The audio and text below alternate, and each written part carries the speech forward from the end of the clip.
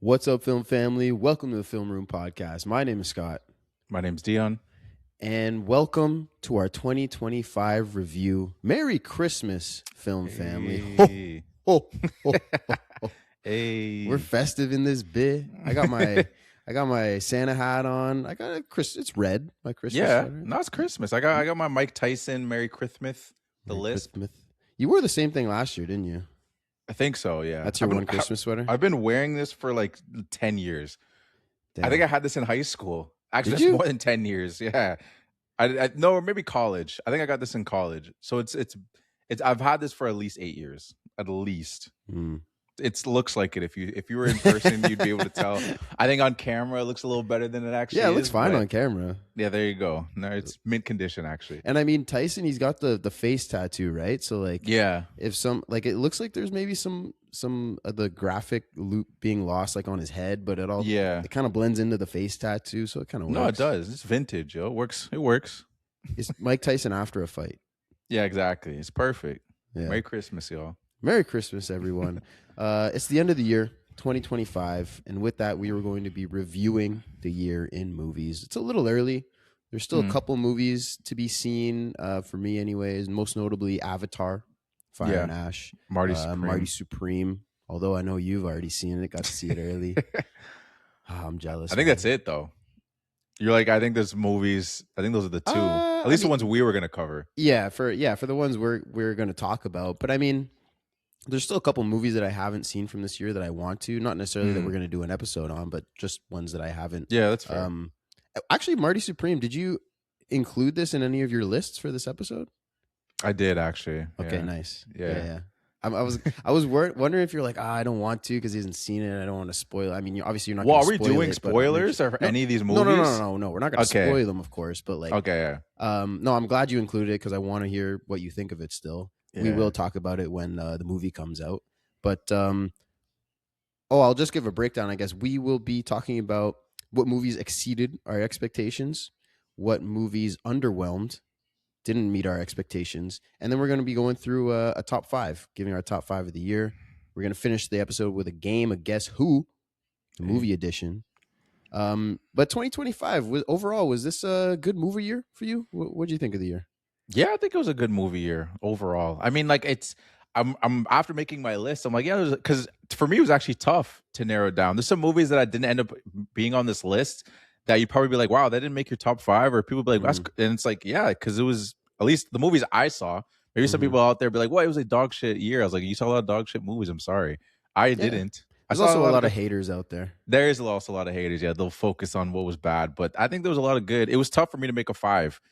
Like, even I had the movies that exceeded, then there was that, which is five, and then there's the movies that were in my top five, and there were some movies that were outside of that I'm like, damn, I'm kind of like, not ashamed.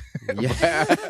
but you feel like you're doing them wrong by not acknowledging. I do feel like I'm doing them wrong. Yeah. I have a couple written down in honorable mentions. So before we hit our top five, we can just quickly list them. We don't need to like talk through them much, but we can. Yeah. So like you say, so you feel like you can at least do them justice. Exactly. I thought it was a good year for movies too. I saw 21 of the movies that came out so far.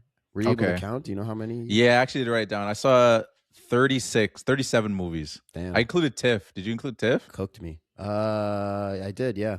Okay, so yeah, 37. Yeah. I mean, I didn't think it was a competition, but No. but I did cook. But I did cook you. I did cook you though. Yeah.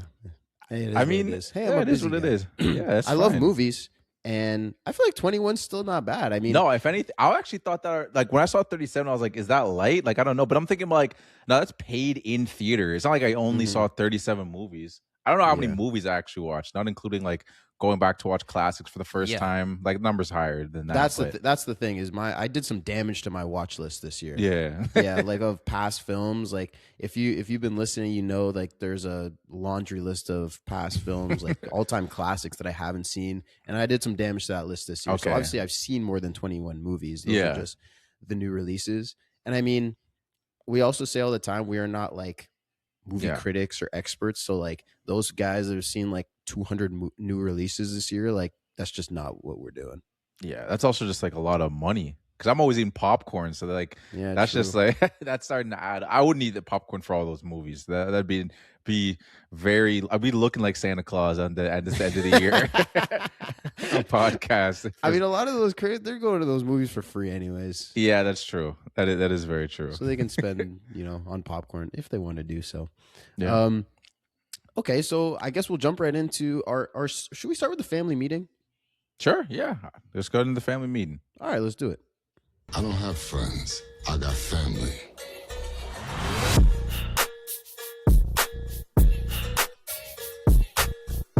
Welcome, ladies and gentlemen, to the family meeting. This is where we discuss community thoughts. So I went to the IG. I asked same questions of the list that we're making: favorite movie of the year, ones that exceeded or didn't meet your expectations. We just got some favorite movies of the year. We got El Pulpo Sucio. Okay. He said, because I can't decide, it's either Sinners or Kill Bill, the whole bloody affair. Okay. And I was like, that movie didn't.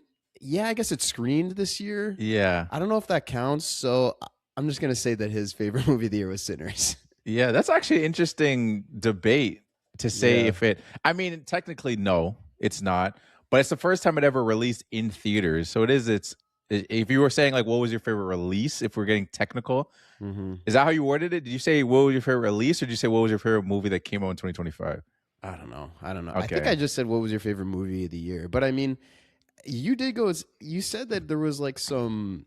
It's different. Yeah, there are some like added scenes and stuff. So in theory, it still is a different movie. Wasn't in black and white. There was more scenes. Yeah. So maybe you could argue it's a different movie. I don't know. Yeah, I guess you kind of the director's cut that people never got to see in theaters. So we'll give it to. So like if you have like Justice League, let's say you have the one that came out Buns, and then you have the Zack Snyder cut.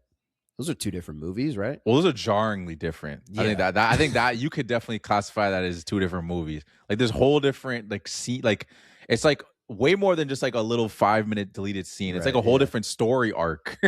Yeah, they like just, Kill Bill didn't change. Shoots and everything. Yeah, like Kill Bill's story didn't change. They just added more that they thought, okay, maybe this is too long. So we'll give it to you though. I got the poster behind me, so I'm feeling generous. Yeah, and I mean it really doesn't matter. It doesn't. You said no, two it doesn't. movies. I appreciate you even responding. No, we also got Nerds to the Core. Oh, shout out. They said Neza 2 is my favorite. I saw it alone in IMAX and was blown away. Oh, that's that Chinese like animated film, right? Yeah, I was. Yeah, that's what I responded. I was like, damn, I haven't even heard of this. But then I looked it up and I saw the art for it. Yeah. And I was like, oh, I do recognize this. I recognize like the visuals of it. I never saw it, but yeah, Chinese animated fantasy film, but a boy in the spirit world and fighting demons and stuff. Made $2 billion. So I was like, saw that. Oh my god!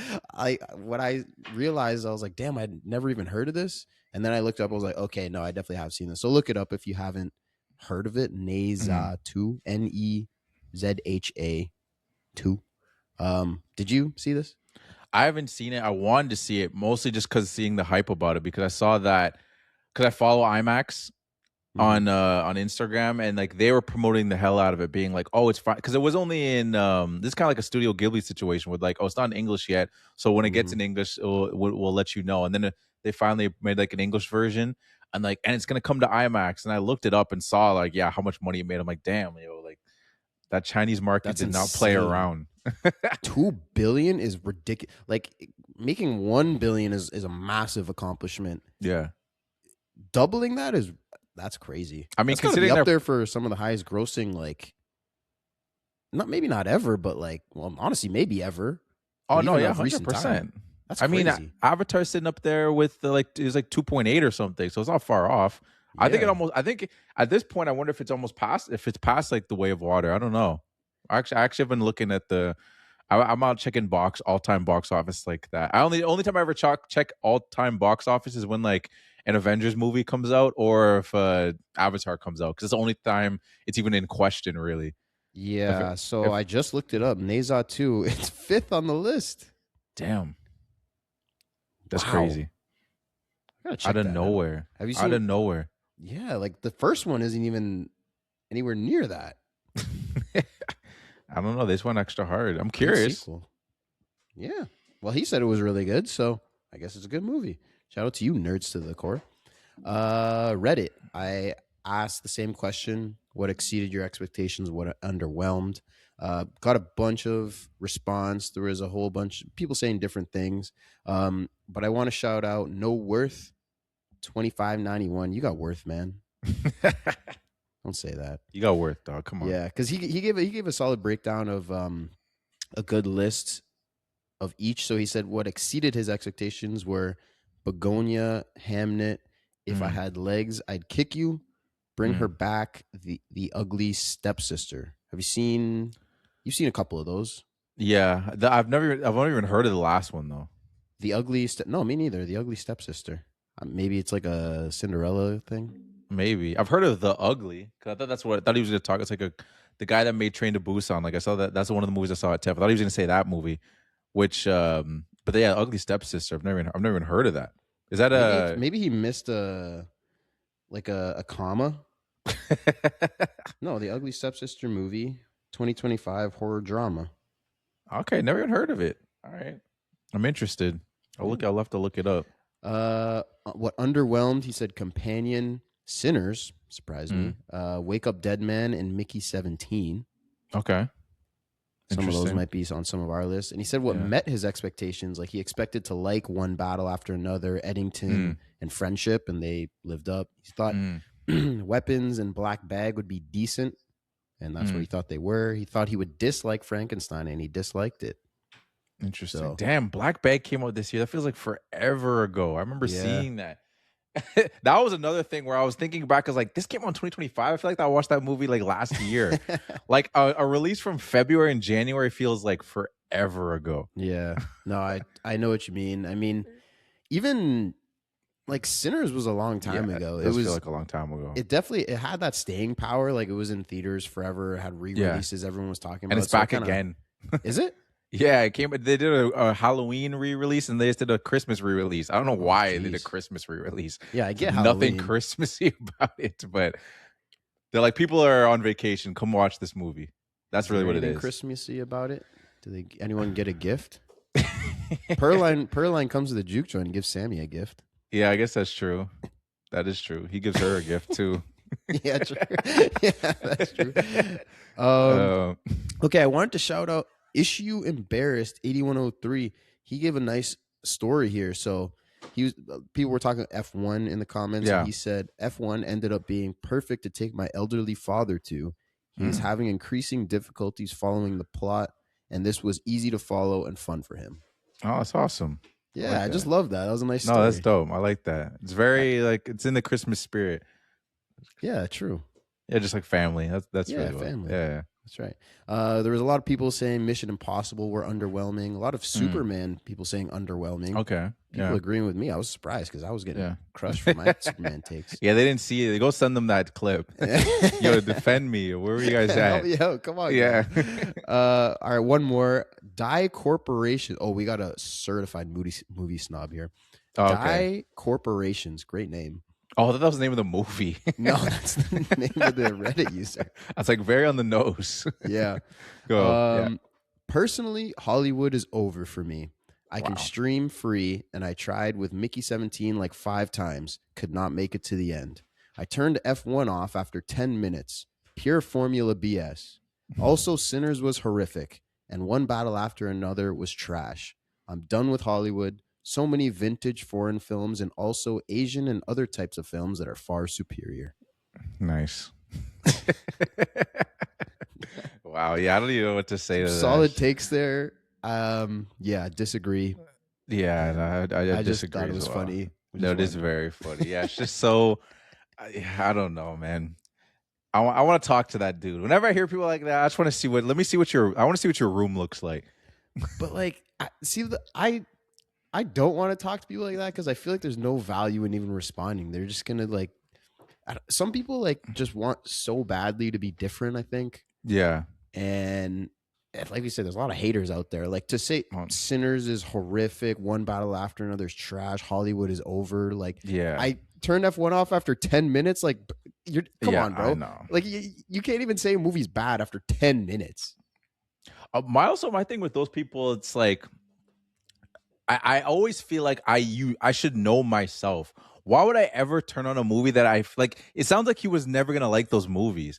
It's Mm. almost like he knows he wouldn't like those movies, and he wants to just put it on for a little bit just so he can make that comment. You know what I mean? It's just like Yeah. those don't seem like your type of movie, so why even bother? You did it 4 times this year. You should have known. Or they could have easily just been lying too. Yeah, that's true. You know? That's very true. But yeah, I know those people those people make me laugh. Yeah. All right, let's get to our lists. Let's So get to it. we're gonna start with what exceeded our expectations. So a movie you went into, obviously, like if it's not a movie that you thought would be bad because you probably just wouldn't even watch that. Yeah. But a movie that you maybe weren't that excited for and you thought was ended up being really great. Give me the first one on your list. All right, so I went with Christy. Like Okay. the boxing movie starring Sydney Sweeney. I thought she did really well in that role. I thought she committed pretty well with the accent and just like her physical performance, like the body transformation, all that stuff. I think I didn't know Chrissy Martin's story. Neither of us did going into it, so I think that actually adds some juice to it. And then Mhm. obviously seeing it at TIFF, seeing it at the movie festival, and kind of being in that atmosphere.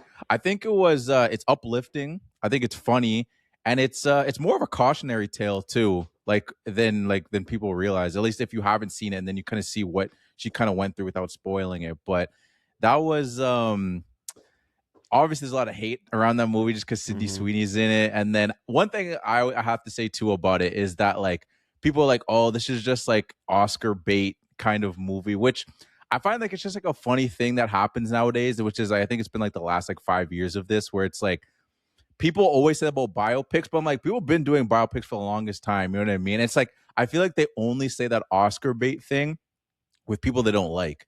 Like no Mhm. one said that Cillian Murphy was doing Oscar bait when he was Oppenheimer, because that's an Oscar bait type movie. You know what I Yeah. mean? It's just like we're just making a movie off an interesting person with interesting stories. Like, oh, it's just Oscar bait. I'm just like, that's that. Just say that about biopics. So like, are we just can't make biopics anymore, or it's just like, oh, no, Yeah. they're just trying to Oscar bait.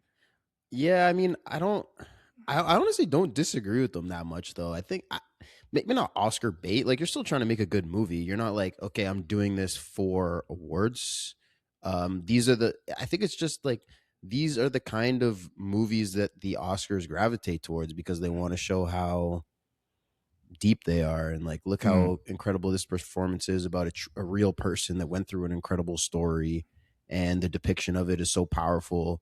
Here's your award. So I don't think necessarily that's the fault of the movie. I think that's more the fault of the Academy. I guess like going into the movie you know that, so you could call mm. it Oscar bait, but like it's same with all the musical biopics that we're getting. We got Bob Dylan, we got Elvis, we're getting Michael Jackson. There's But it's to all me, kind it's of the not same. new. It's not new. People act like No, it's like, you're oh, right. in these last 5 years, they're just pushing hard because now they're realizing. I'm like, people have been making. There's Malcolm X, there's JFK, there's Lincoln. They've been making these movies since like the '60s, and like those always movies. That's kind of been a thing where they'd be like, oh, that was a great. If you're shit, you're not gonna get it. Like if you make a George W. Bush movie, it's like, and it's bad. It's not gonna get the Yeah. Oscars. Not gonna give it to you. Just I think that's my issue with it because people make it seem like they'll give it to bad biopic Mm, movies. They mm, don't. If it's a bad biopic, you're not going to get it. It doesn't matter if it's a biopic. Like people make it think it's just like, oh, okay, he's biopic. I put him in there because yeah. like he did the biopic thing. You know what I mean? It's like that's not the case though. That's why I find it funny. Like people just bring it up when someone they don't like, and Yeah. that's my funny thing with Yeah. that That's fair. whole verbiage. And I agree with you, Christy. I didn't put it on my list, but you're right. I went into that movie I because I didn't have really much expectations for it. I Same. didn't really know because it's like a festival movie. There's not even a trailer for it, so you read what the synopsis is, and you're like, okay, maybe this sounds cool, but like it's tough to really have any expectations going into a festival movie. Yeah. So I guess if that means you start at like right in the middle, and you're right, like there's some. I think for a lot of it, it was like kind of meeting my expectations. Like this is okay, this is good, this is Yeah. cool, and then like the second half takes over, and it's actually there's some really good stuff in there. So good Yeah. pick. But what about you though? What was the first one on your list? First one on my list is F1. Okay. Joseph Kosinski is him.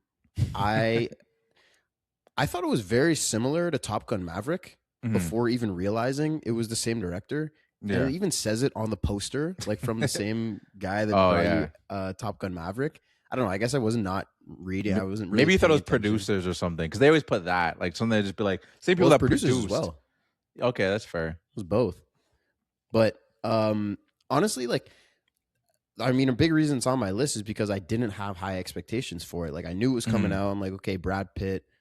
I knew that it was like F1 was involved with it. Okay, they're shooting like in the actual races. That's kind of cool. I'm sure there's going to be some real like drivers in there. They would have had consultations with them to try and make it as authentic as possible. So I was like, okay, it could be a cool racing movie. I'm also not a big F1 fan, so I wasn't like super excited for it. But I was like, it might be a cool racing movie. And it was just an awesome movie, just an adrenaline rush, great redemption arc from Sonny. It is a classic story, like our friend from Reddit said, that like easy to follow, pretty simple. Great relationship dynamic with him and Joshua, Damson Idris's character, and the races were fun in a creative way that I just didn't expect. The way he's messing stuff up to like get ahead, and like I don't want to say too much, but like that movie's awesome. Yeah, no, and like you said, it was it's interesting. Like you had low expectations, or you just didn't have expectations? I had like mid expectations. I was like, this seems like, I had seen the trailers and I was like, it seems kind of cool. I'll check it out. Like, I'm into it. If it's going to be a decent racing movie, then that's still cool. But it ended up being awesome.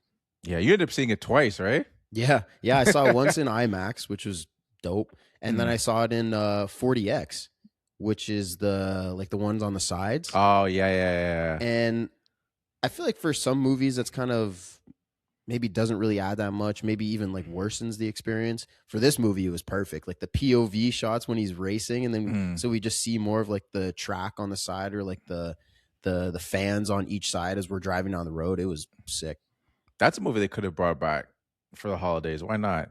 I think they did put it back in theater, not for the holidays, but I swear it was there was definitely a re-release, but I feel like actually, that's when I saw it the second time. It was a re-release. Oh yeah, okay. Yeah, I mean, I'm hoping for, because I didn't get to see it in IMAX or 48 or X or whatever it is. Is it 40X? I thought 40X was like the smells and the chairs moving and stuff like that. I think that's just 4D. Okay. I feel like I'm wrong. I think Screen X is what you're talking about. Screen X, you're right.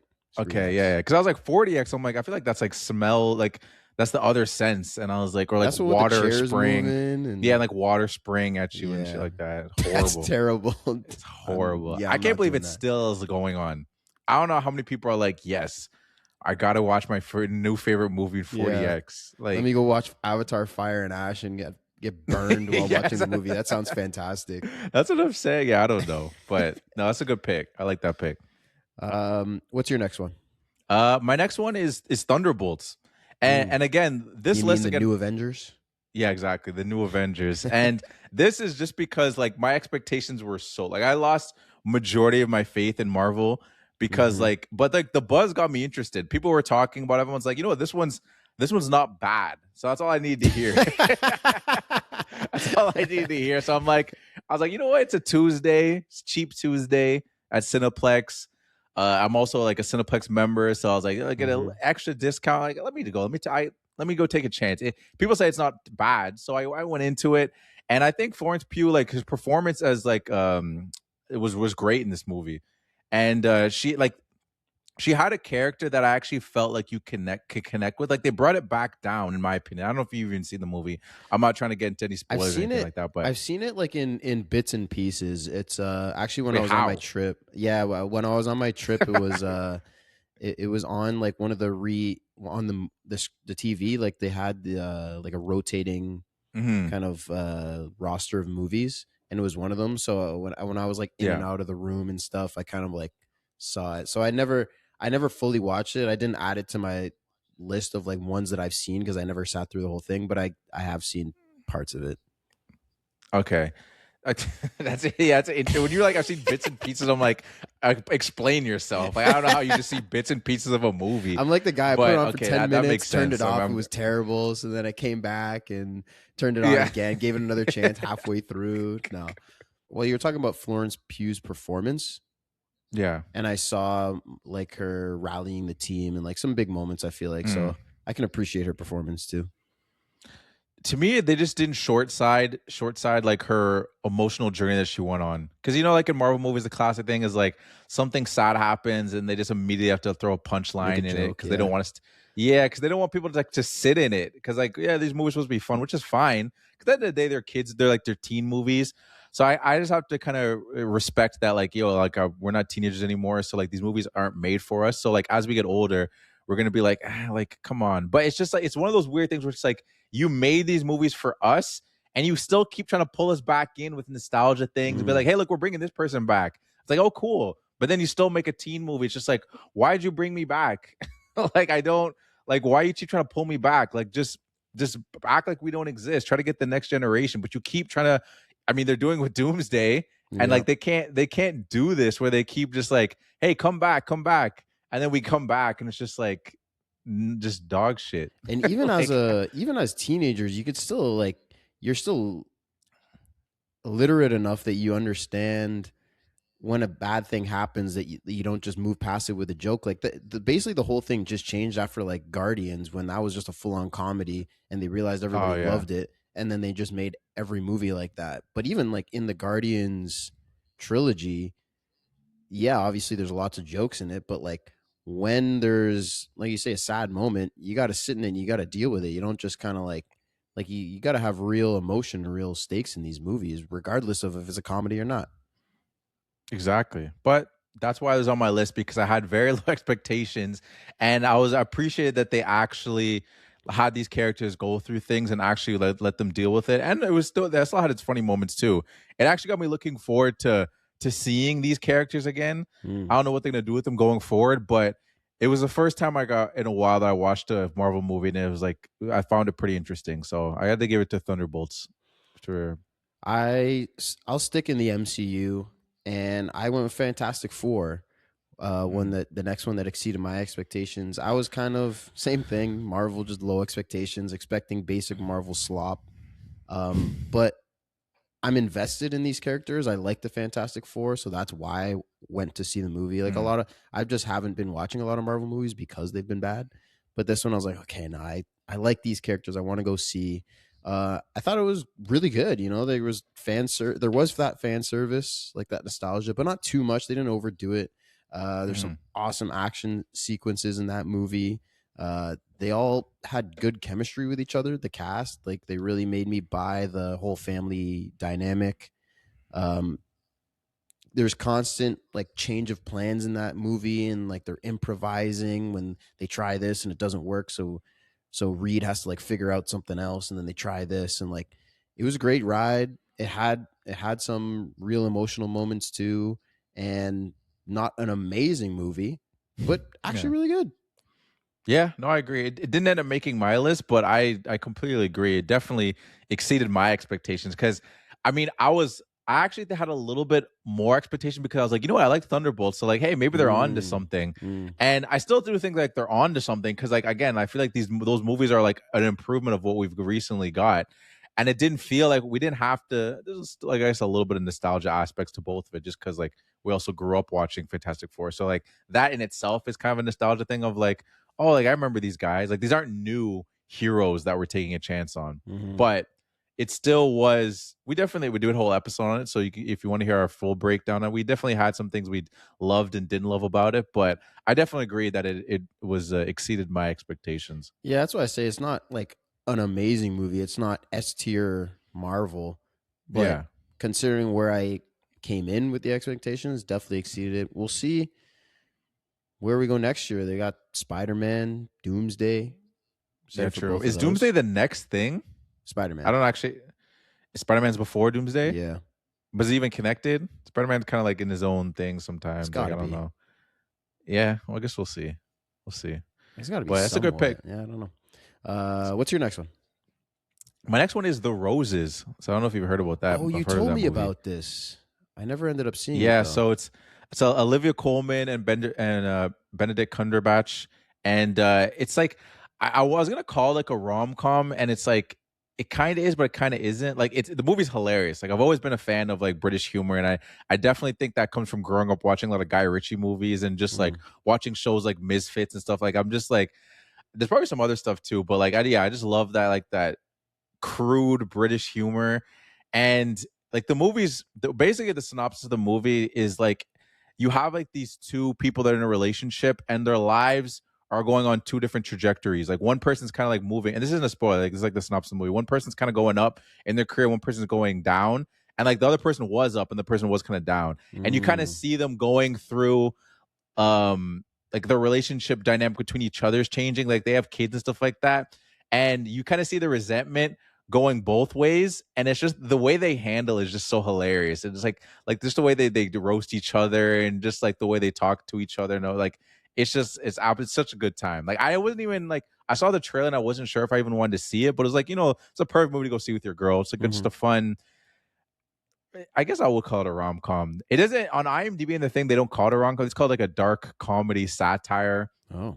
But I don't know. I guess that's a topic. What would you consider a rom com? Like, does it have to be?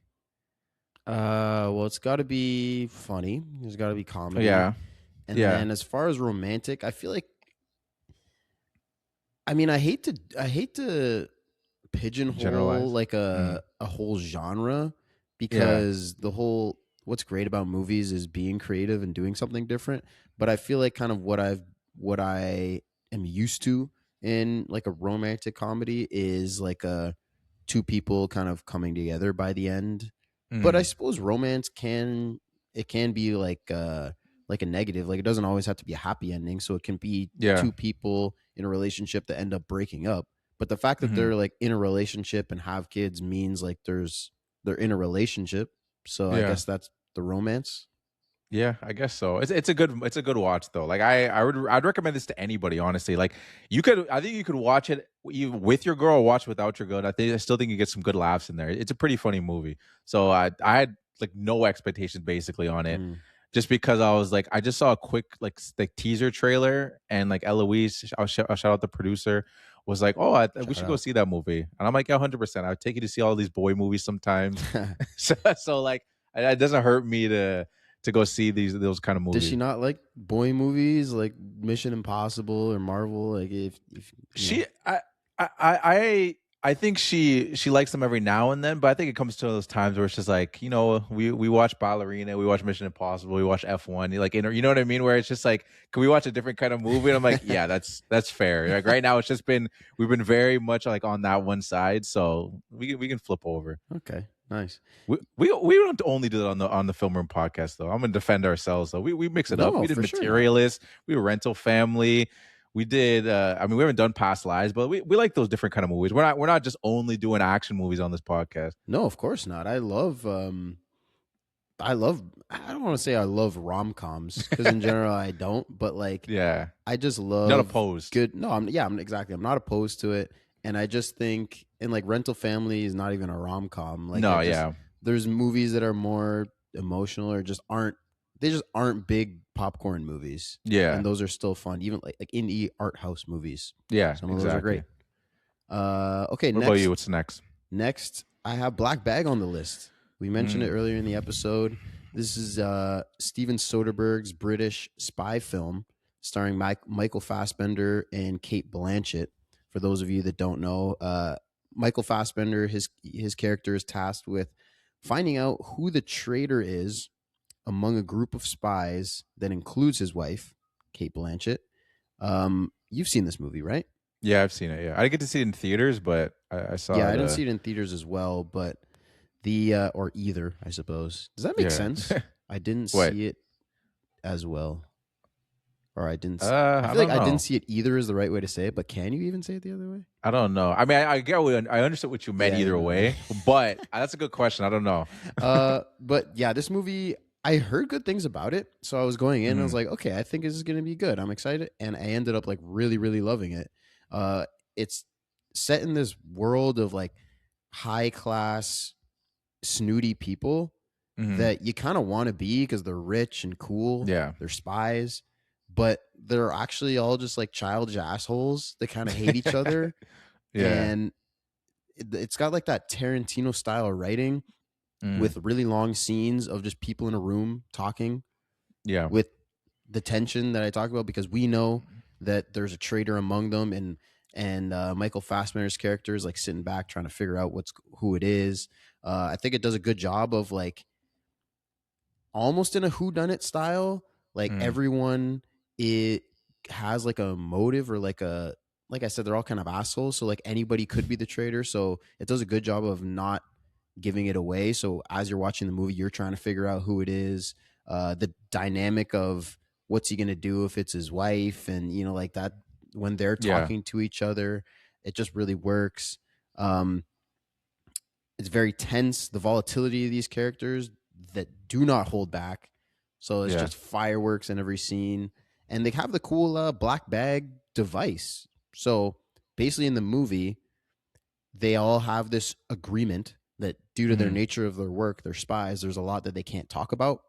Mm. So they just say black bag.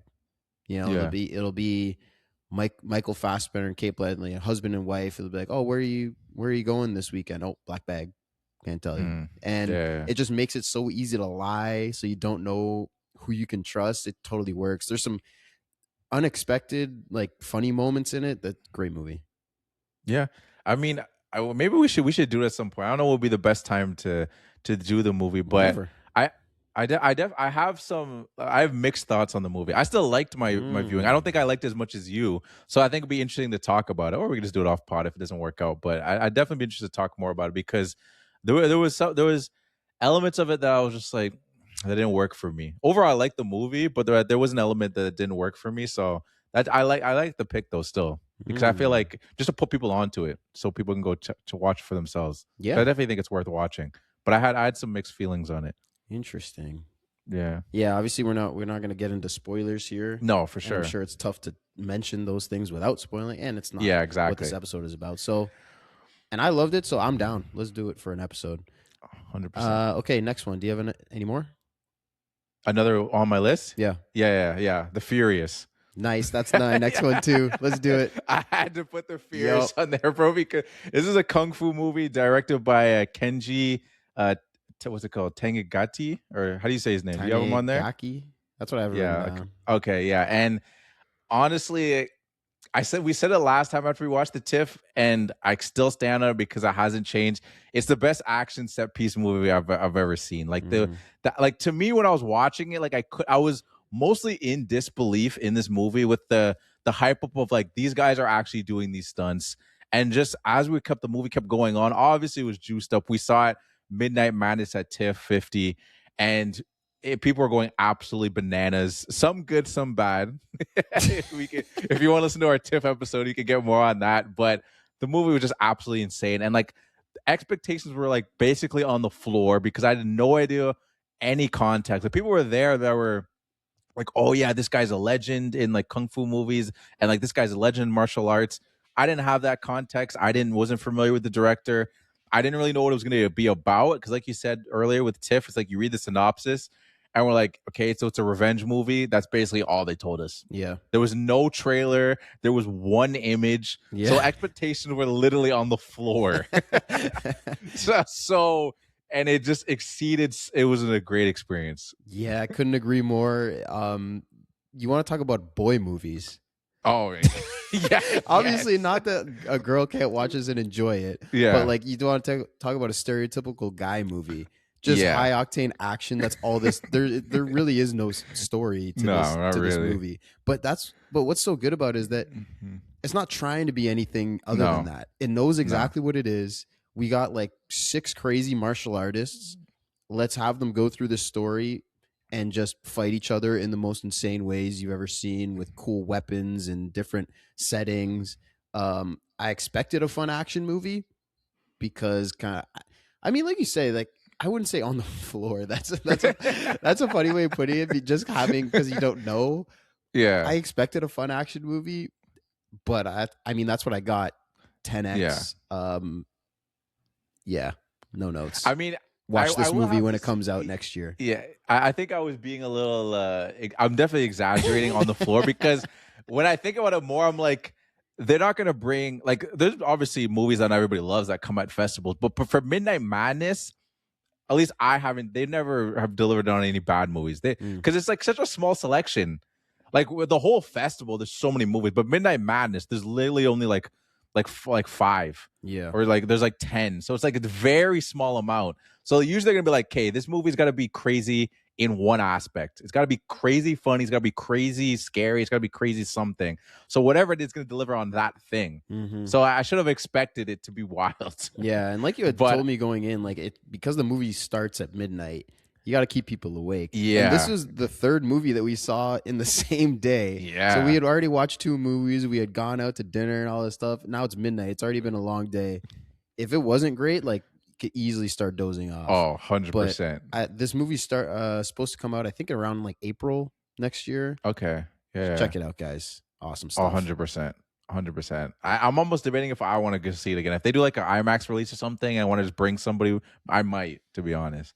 Yeah, because we saw it. It wasn't that big of a screen because it's like it's not a movie theater, right? It's like a theater, like a stage theater.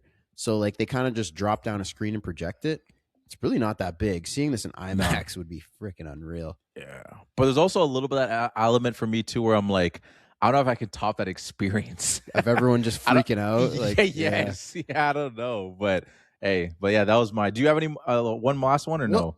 Well, I mean, the last thing I'll say about The Furious though is like, yes, it was Midnight Mass, so like there's already that expectation people be freaking out and stuff. But like, I honestly think in a regular screening of this movie, like people still will be just like people are just gonna be sitting there watching and like, okay, yeah, that's true. Just eat my popcorn and not react, not make no sound. You're still gonna have people like what, like maybe not to the same extent, but you'll still have people react. Yeah, definitely not to the same extent. No, not maybe. You were standing up, like no way. That's not how you act in society. Yeah, no, true. But no, I don't have any more on the list. Do you have any? I got one more. Okay, go for it. I got one more. It might surprise you that it's on this list, but I got Weapons. Okay, I got Weapons on this list, and I went into this movie hoping to like it was gonna be good, not expecting. And like because I got nervous because I was like, it was a movie that I already wanted to watch, and then I saw like the hype was building up for it. I'm like, oh fuck, I gotta stay away from this because my expectations gonna be too high. It's a good trailer. I liked Barbarian. Like but I know that had left a lot of people with mixed feelings, and I was thinking, I was like, hopefully I'm not on the other side of this movie. Like there's like that strong line where people like, oh, Barbarian was like great, but maybe I didn't love the ending. So people were like, I just didn't really like Barbarian. And like me and my cousin were going back and forth on that. And I was like, all right, I guess we'll agree to disagree. And I was like, oh, maybe I'll be on like the latter this time. Maybe people be like, I love Weapons, but I was like, I didn't like it that much. So that was my thought going into it. So I was like skeptical the whole time. And then it actually ended up being good and I enjoyed it. I'm like, oh, okay, yeah, it worked out. Yeah. So that's why I ended up like I had like medium expectations because I didn't want to set myself up for failure. Yeah, I didn't put it on this list because I really liked the movie too, loved it, but I had high expectations, so it's not really one that like super exceeded. Not that I didn't like it. Yeah. It just because I'm a big trailer guy, as you know. Yeah. Awesome trailer. I haven't seen Barbarian or anything else, but like an awesome premise. Yeah. And there's going to be mystery, not too many jump scares, which is great for me. So it was great, but I came in with high expectations. So it didn't make my exceeding list. Okay.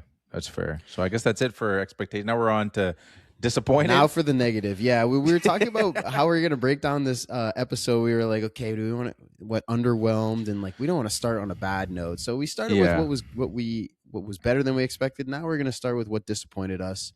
First one on my list is Superman.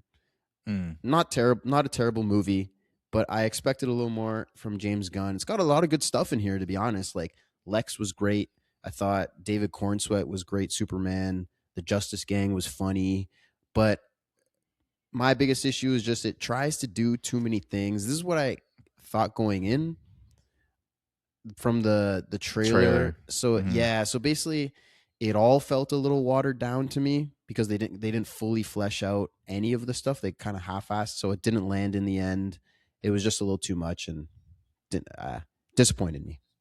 Yeah, that's fair. And there's another movie that we agreed on that is on my list that we Yeah, I thought know it it's did the going to be same. there. Yeah, yeah, exactly. And we know what we're talking about. My next one, Mm-hmm. first on my list is him. Oh, And really? That's not what I yeah, expected. yeah. Well, the other one you're talking about, I'm still gonna. Okay, it's We already coming. know what it is, Okay, but yeah, it's coming. But the first on my list is him, and I knew going in it was gonna be weird, but I was hoping to get like some kind of perspective in the movie, and it's just like it's one of those things where it's like, hey, in Jordan Peele we trust, right? yeah, yeah. I had faith, but like now I don't got faith. I have faith in him when he makes the movie, Like the but I don't movie have him? faith. No, not the movie him. I got faith when he makes the movie, when he Yeah, directs and yeah, writes it. But like now, if I see produced, that doesn't mean anything to me. I'm not even gonna take a chance on it unless hmm I hear the movie's good.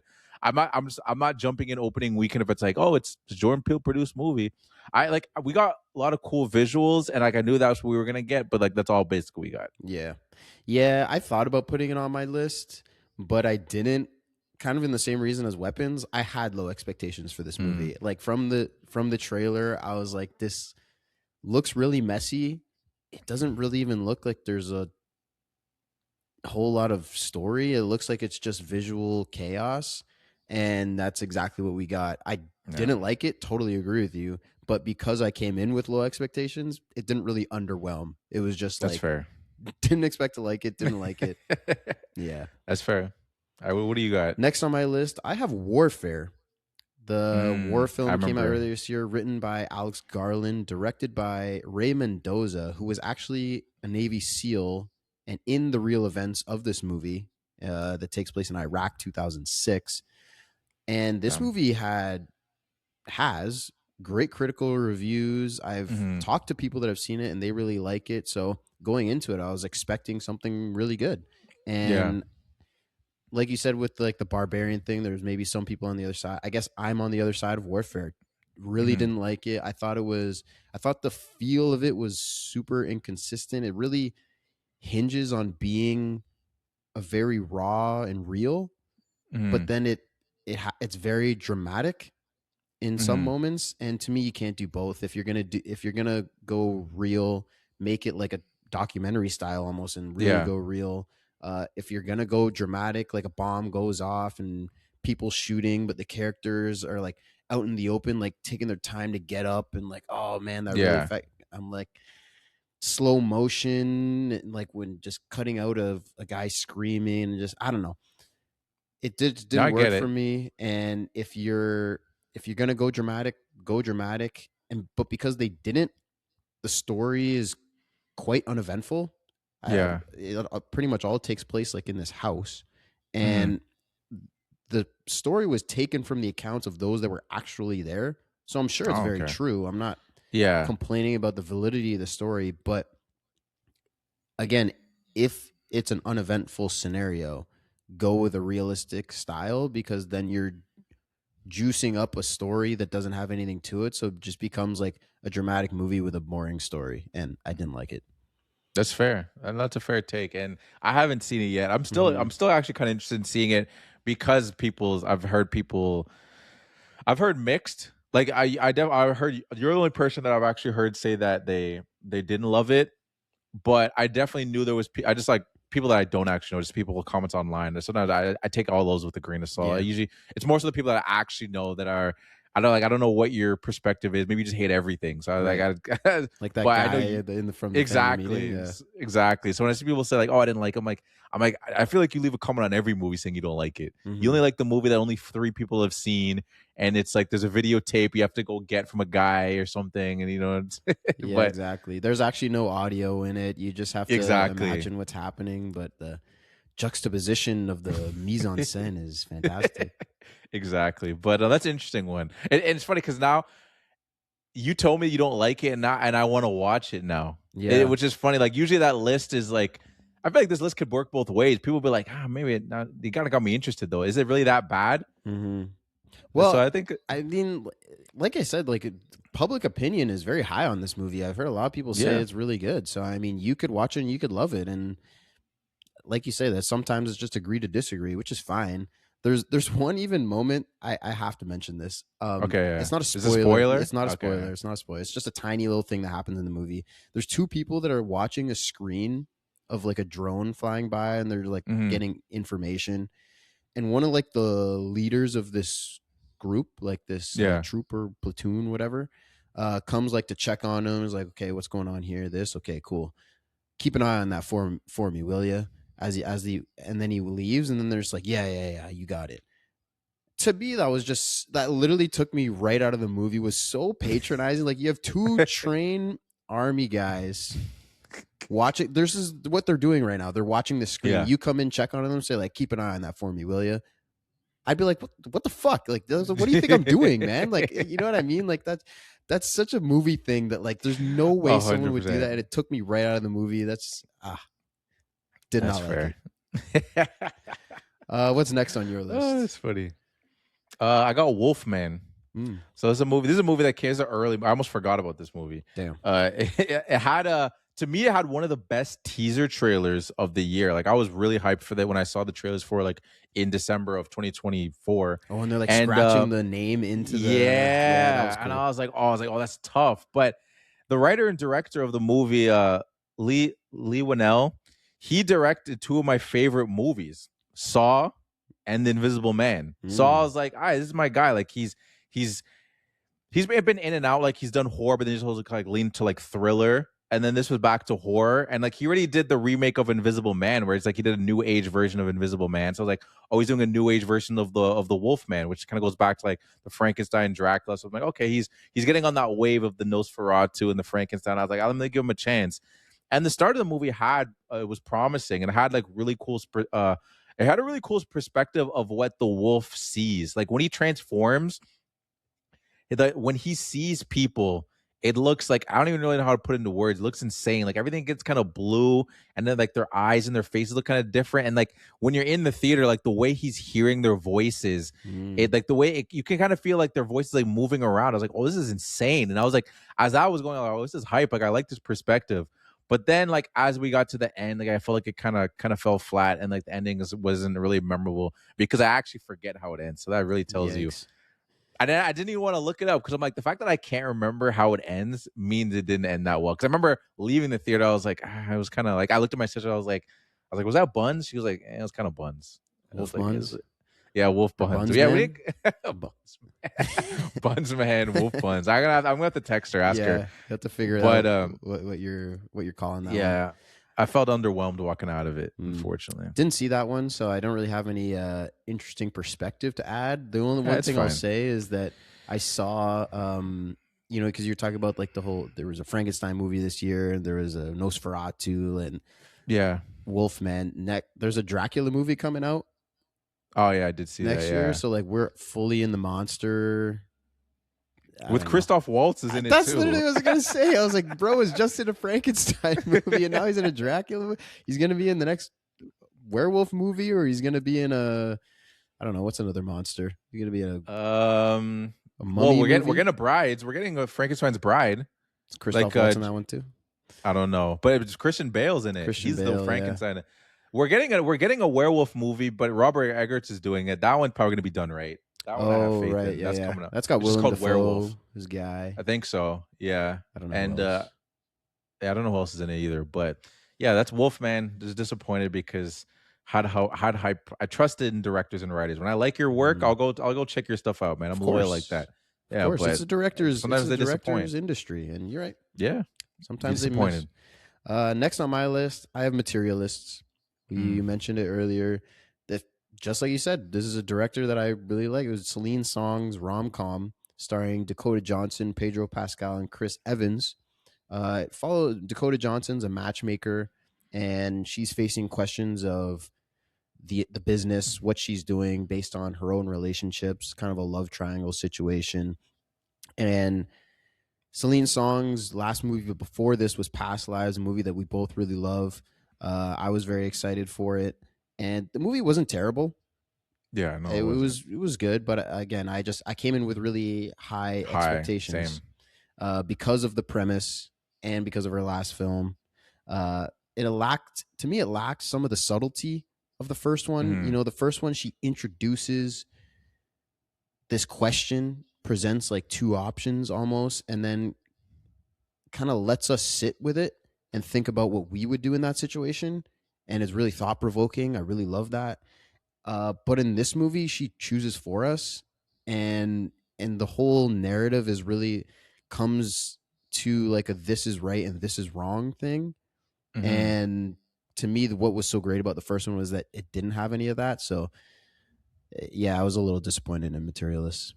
Yeah, and I don't remember if I even said this in the our breakdown of the movie when it came out, but to me, I feel like based off of like what we saw from past lives and what we appreciate about past lives, and then the marketing for this movie, I feel like it was I think it was marketed wrong. Because Mm, when I because for what without spoilers and like all the stuff that kind of happens in the movie and how like it takes you like up and down with like there's some like some serious like really serious moments and there's like some fun moments, but like I think people going into this thought it was gonna be all fun. They're like, mm, yo, I'm seeing Pedro, I'm seeing Chris Evans, I'm seeing Dakota Johnson. Like she's usually in funny rom coms and stuff like that. So, because I know a lot of people that were like that saw it, that were like, oh, I didn't like that movie. Like, it's like this wasn't what I expected. That was a lot what I expected. We heard from people like, oh, it wasn't what I expected. So, like, I feel like it tried to do I should say too many things, but I tried to do two things that I feel like doesn't work in like a rom com. It's either you go all the way, like, we're gonna have fun with this. You can have serious moments in a rom com, but like this one got pretty serious, where it's just like I think people thought they were just it was a fun Friday night. We're gonna go see this movie, mm. and it's like, oh, that's what we're getting. And then I think people also didn't like the final decision of how the movie ended, which we're not gonna get into if you still want to go see this movie, but which I also understand. Yeah. Yeah. Yeah. Totally agree. And but again, like it's not a terrible movie. No, I don't think so. I Yeah. don't think so. What's next on your list? 28 years is. later, There it 28 is. buns later.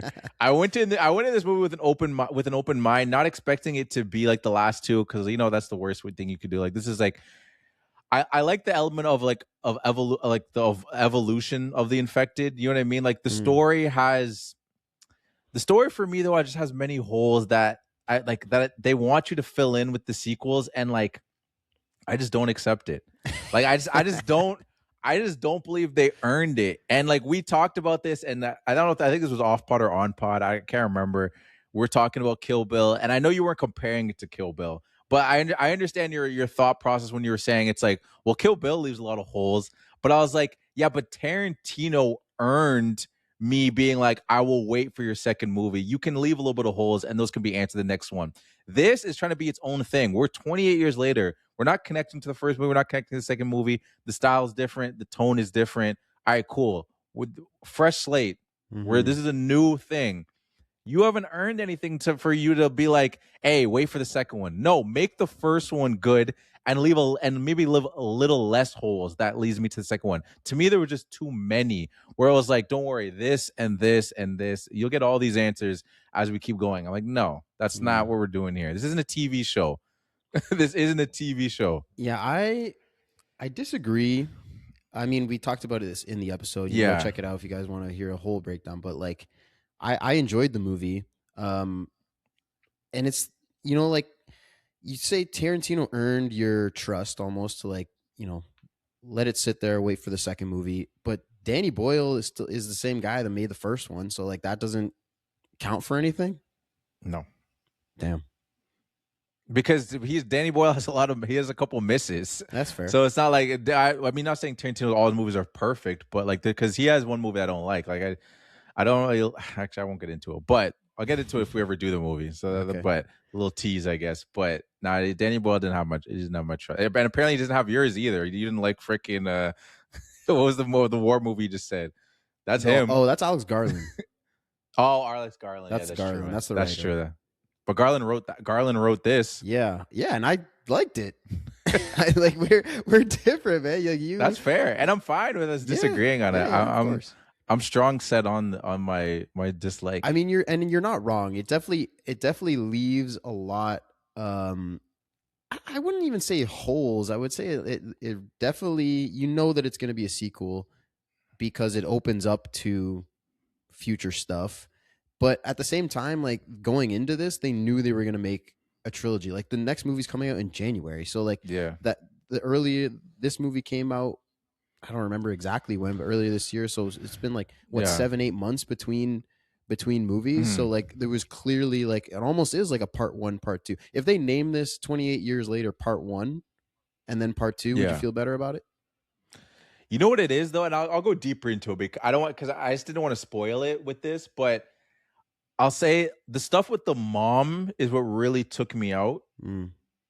I didn't like the kid, so it goes past the whole thing. I didn't like the kid, and the stuff with the mom. I was like, there's a lot here that I feel like is gonna get explained in the second movie, which that is gonna cheese me. And then the dad, yeah, I don't know. That's all I can really say without spoiling it. But it was just there's too many elements of like I don't really like this character, and I feel like you're gonna try to make me like this character in the second movie, Mm. or like I just feel like this character's not working for me, and I feel like you're gonna give me more of him in the second movie. And that was just annoying me. I was just kept thinking it the whole time. I'm just like, yeah, nah, just I And don't know, the man. the final scene with the Jimmies, Yeah, I know a I lot of don't people know. didn't like that. Yeah, I was whatever on that. That didn't bother me actually. All right, But next on my list, I have The Running Man.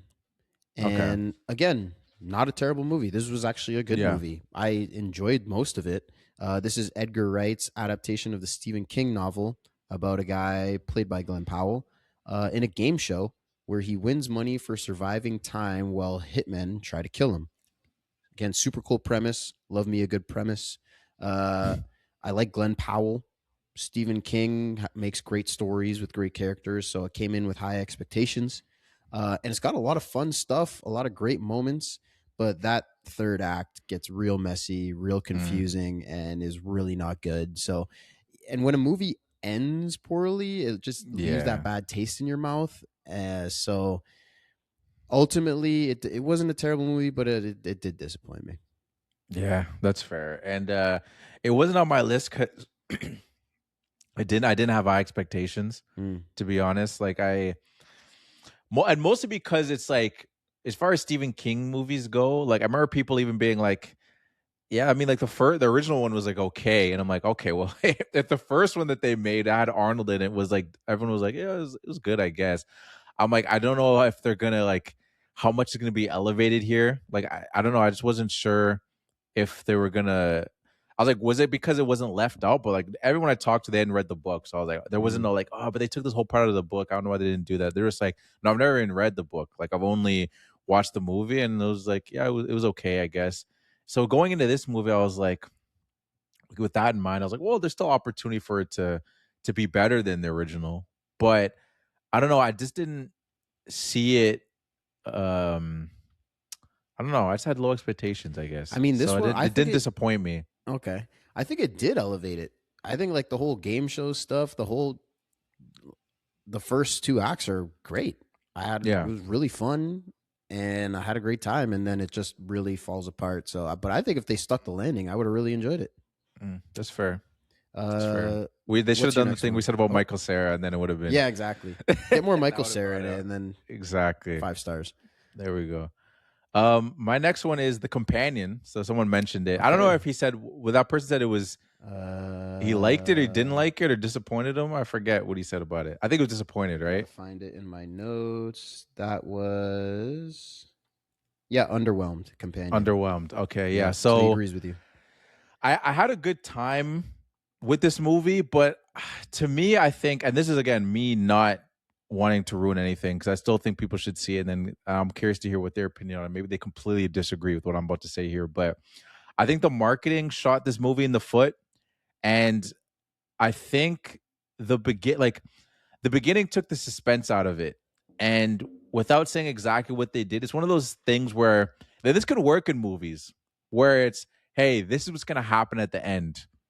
And Mm, then let's jump to the beginning. yeah. And to me, it took the suspense out of it for them to do that. Sometimes that works, but to me, in this time, it didn't work because then I was like, every time like you think that something's maybe gonna happen with a certain character, I'm like, well, I know it's gonna end though. So like all Right. this stuff that's happening, yeah, I just don't know why they did that. And then also this is the synopsis of the movie. First of all, it's like, A weekend getaway with friends at a remote cabin turns into chaos after it's revealed that one of the guests is not what they seem. Okay. So do you even know what this movie's about, first of all? No. Okay. So Horror that was premise, not even on my radar. so that premise alone right there, like you got it in your mind. And when they first put the trailers out there, it was very like, okay, like what's going on? What's the thing with one of these people kind of things? They wouldn't know what it is. And like to me, I'm imagining the director or like the writer, I don't know him, but I'm assuming he wanted to be very vague going into it. But then as the movie started leading up, they put out like these longer trailers and they were like, okay, look, this is the weird thing, by the way. I'm like, what? I thought that was supposed to be kind of like the hook of the movie so that you know going in now. And then when you watch the movie, that's how I know that the production, like the team, marketing team or whatever, like the production house was like, now we're going to put out, maybe we're not tracking enough. Not enough people are interested in it. When you watch the beginning of the movie, it still plays like you're not supposed to know who is the weird person. But in the trailer, they show you. So I'm like, okay, there's a disconnect here because clearly we weren't supposed to know. But like the first, and then when it happens, when you find out what is weird about the person,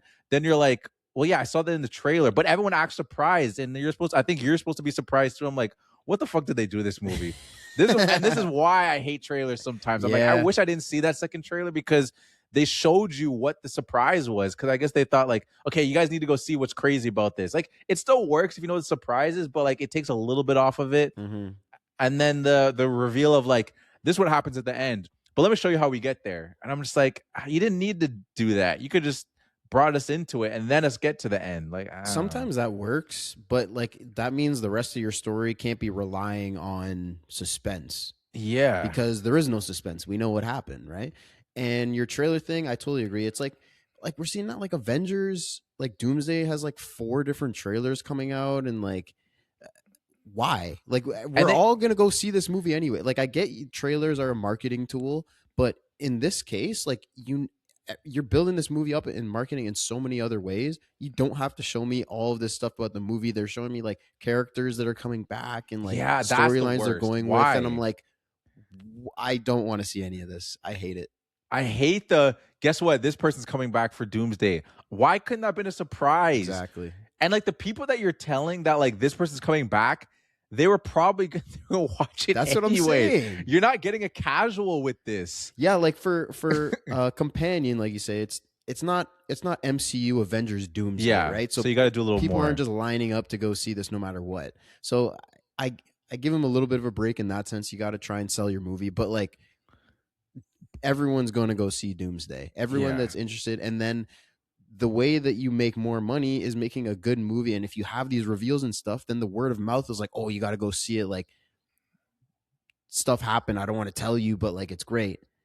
If you just give it all to us now, then like, why are we doing this? That's what I'm saying. I don't know. But hey, I'd still go, if you want to go watch a fun movie, watch streaming, you can watch it at home, you can watch Companion at home. I was just a little disappointed because I went to go theaters to watch it and it just kind of underwhelmed me a little bit, but it's still like a fun movie. It's funny. There's a lot of funny moments, and there is still some surprising moments in there. But I was just annoyed by the 2 things that they gave away. I'm like, I just don't give away anything. Like, I get it. I'm just like a movie sicko, and I'm just gonna go watch these movies anyway. So you got to get certain people that way. But I don't know. I feel like the first trailer was strong enough that it's just like, what is happening? Not so messy in like him kind of trailer. It looked wild where it's like, what's going on here? Yeah. What? And then. But yeah, what about you? What's your next one? It is. My last one on the list is Mickey 17. That's on mine, so let's talk about it. That's my last one too. Yep, perfect. So we matched on the same last ones. Yeah. Or you had another. Anyways, Bong Joon-ho, new Bong Joon-ho that came out this year. Again, director that I'm a big fan of. He's made a lot of good movies. I was really excited to see it. Robert Pattinson plays the man that gets reprinted after experimental deaths. And again, awesome premise. Love me a good premise. The trailer was actually really good too because it introduced that as the A plot. And the movie introduces a lot of great stuff. It's got like the ethics of that and like illegal duplicates. And then it goes away from all of this to focus on something else that should have been the B plot and just becomes a satirical uninteresting movie about stuff that we just don't care about, when all the stuff that is interesting and we do care about just sits on the back burner for 2/3 of the movie. Was Yeah, very disappointed. I was just waiting for some kind of surprise. You know what I mean? From the movies I've seen of Bong Joon, there's like twists and turns where it's just like, oh snap, like, oh okay, I didn't see that coming. But like this, I don't think I ever was like, oh snap. Like I feel like every time I was like, okay, I can see that happening. There's literally the one scene that You don't I want to don't. spoil it. Yeah, I don't want Yeah. to say, but like I don't want to say what happens, but like the scene in like the garbage disposal Oh, room, okay. like there's stuff that's going on and people are coming and going, and you don't know what's gonna happen, and that stuff's great. And then, like I said, just all right, let's do a 180, get away from all that good stuff, and like you marketed the movie as this guy's being reprinted and he's dying, Yeah. and that's super interesting, and then that's just not what the movie's even about. So Yeah. the marketing messed up. The movie itself is just a bad decision to go away from that stuff. Our Yeah. I boy don't know, man. JB, he Yeah. missed. He It missed. happens. It happens. It Happens to happens, the I guess. best of them. I haven't lost faith in him, obviously, No, but it was I'm. just I'll definitely check out his next movie, whatever it Mhm. is. But hopefully he goes back to his roots. Not even saying, not trying to put him in a Korean? box, but yeah, make another Korean movie, man. Yeah, That's I'm not saying that's, I mean, most of his movies are. I think like a host was the only thing that was kind of like, I think that was like a mix. There was some English in it and then there was some Korean in it. It went back and forth, but this was just all English. There was no yeah. Korean. I don't even. I mean, Snowpiercer, he made all English, and That's like true. that movie was great. I don't think the language really had, because I feel No, like for if it's sure. if sometimes sure like a language barrier is a thing, and if it's like okay, maybe it's not, you could see like a weakness in the characters or something because it just doesn't hit over here like it does over there or Yeah, something like that. But like this was literally just like film decisions, plot decisions that he made that like that's fair. transcends language. It was just poor decision. I think what I mean more about was sort of like I think more culture. You know what I mean? Like Okay. the whole like, and again, this is what I'm saying. I don't want to put them in a box, but the whole aspect of like write what you know, Mm-hmm. go in the sense of like when it's cold, closer. If it's something that's a little closer to like Korean culture, then you could be like, I definitely know how to tell this story. Like I can tap into more things. But I think maybe if it when it becomes more of a, this is also like a space like sci-fi movie, but it's also still kind of felt like it was a United States kind of thing. For sure. So I think it was kind of like almost trying to tap into other people, like American culture, and be like, "Oh, I'm going to do my own version of this." And I was just like, like I don't know. I feel like you're trying to say how do too many things. Like we're talking about, like there's a thing about this class, there's morale, there's like immortality, to kind of talking about like identity, leaning into like animal cruelty, but like it doesn't kind of lean into like anything. It's kind of like taps into all the all over the place, kind of. Yeah. But hey, Yeah. that's still our guy though. That's our guy. I'll still be tuned in. Like you said, it happens to the best of them. They all It happens miss. to the best of us. All right. Should we do our top five? Top five. All Let's right. get it. Before that, honorable mentions. I'll throw Of what? mine Of in. disappointed or No, of, no, of no. good? Of top five. Like you said, there's Oh, some that you okay. had to leave off the list. So, um, Rental Family for me, really feel good movie, very emotional, great movie. Didn't make my list. And then The Long Walk, again, very emotional. Not what I expected. I expected it to be more like horror, scary, but like it was Yeah. very dramatic and relationship driven and emotional, and I really liked it. But neither of them made my top five. I didn't have any honorary mentions, but I will say that The Long Walk wasn't on my list, so that is one that I can throw on there, Mm-hmm. 100%. And let me just see if I can quickly, because I have a list of just movies that I was considering. So like, I didn't. Let me just give me 2 seconds. Give me 2 seconds. Let's see what's another movie that I'll give an honor. Oh, Frankenstein.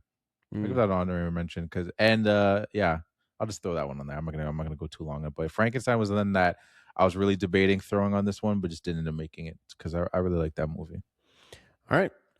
Give me your number five. We'll start with five.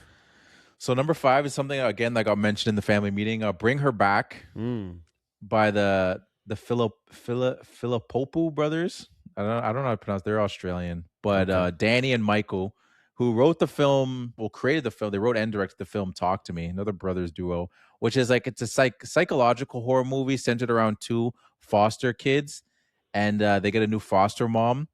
and it's just filled with great performances. Like, it's a shocking film, and it had me locked in from beginning to end. Like, it's a pretty scary movie, and it's again, it's psychological horror. It gets pretty dark because it really taps into um what it's like to be a foster kid, and then obviously there's the foster mom that they end up having is kind of like a grieving mother. So it's those parts are a little grim, but the actual story, like, it really taps into those things. Like, it doesn't just use them as tropes. It's like, oh, it'll actually give you like deep background on these characters, like really get you what they're feeling.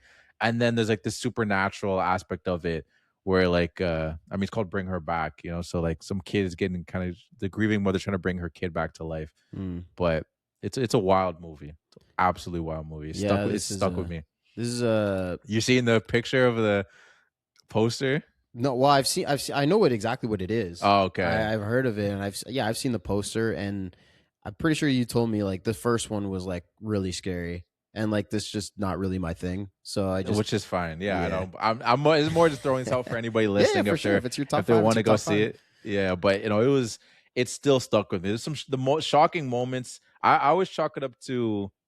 Doesn't always have to be like a shocking moment that sticks with you, but there's something that's like there's moments in this movie that shocked me, that not necessarily like a jump scare, just like something that was just like, oh snap, like I didn't see that, or like, oh crap, it's crazy. Where it was just like it just stuck with me for the year. Like I was saying, Wolfman, I forget the ending. I didn't forget this movie. I didn't forget this movie, and this movie came out like in May or something like that. So Yeah. shout out.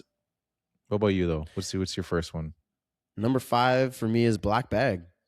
Mm. We talked about it already, so I'm not going to talk about it much more, but loved it. Oh, so you got it on both lists. You got it on I got some of the ones. I which mean, is it fine. exceeded Yeah, my expectations, and yeah, it was my top 5 favorite movie of the year. I really Respect. loved it.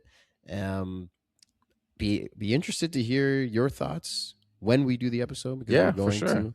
But yeah, number 5 for me, Black Bag, great movie. Check it out. It's a good pick. It's a good pick. Yeah, definitely check that out. I don't know. I think it's on Amazon or something. I think it's You'll on figure it out. Amazon. It seems like a Yeah. movie that would be on Amazon. Yeah, could definitely check that out. What's 4? Number 4 for me is Rental Family.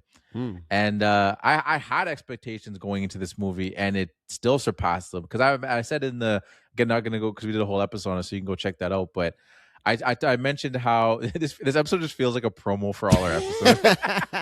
Yeah, we're just plugging old stuff. Everything on this list is actually just a promo for. Exactly. My number 4 is go check it out. My number 2 is go check it out. Yeah. But no, go check it out. But this movie, it surpassed it because I thought it was going to be more centered around just like one relationship that he goes through, but he goes through other ones, and you could argue that one that I didn't expect is one of the strongest. I won't going to go too much into that, but it intrigued me because the topic, like we were both invested to hear about, like, what the heck is this whole rental family business. It was beautifully shot, and yeah, just the performances of this movie just really stuck with me, and it's definitely something that I would suggest anybody to watch. Yeah, totally agree. I would recommend this to anyone. Just miss my list.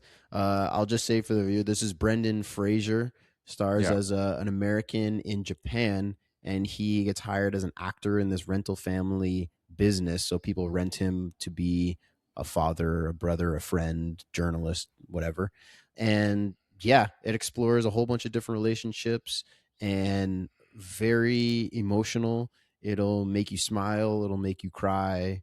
It's a fantastic movie. Yeah. And couldn't agree more. Thank you. What about you? What's your Number number 4? Number 4 for me is One Battle After Another. Paul Thomas Anderson's comedy satire with Leo, Sean Penn, Benicio del Toro, Regina Hall, Tiana Taylor, a whole bunch of people. Very funny, very chaotic. You're always on your toes throughout this movie.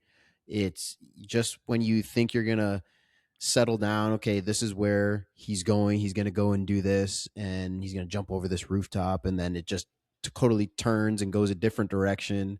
It's got well-explored themes of what family truly is, how having children completely changes you, who's really in charge. The whole like Christmas Adventure stuff is really, that was mostly just for comedy, I feel like, but it was also an interesting parallel to, things that are going on in the world, and like got great performances throughout. I also watched this movie on the biggest screen Oh yeah. I've ever seen a movie on when I was on vacation in London with my wife. So that probably, adds to the experience. Well, definitely adds to the experience. 100%. Fantastic movie. Loved it.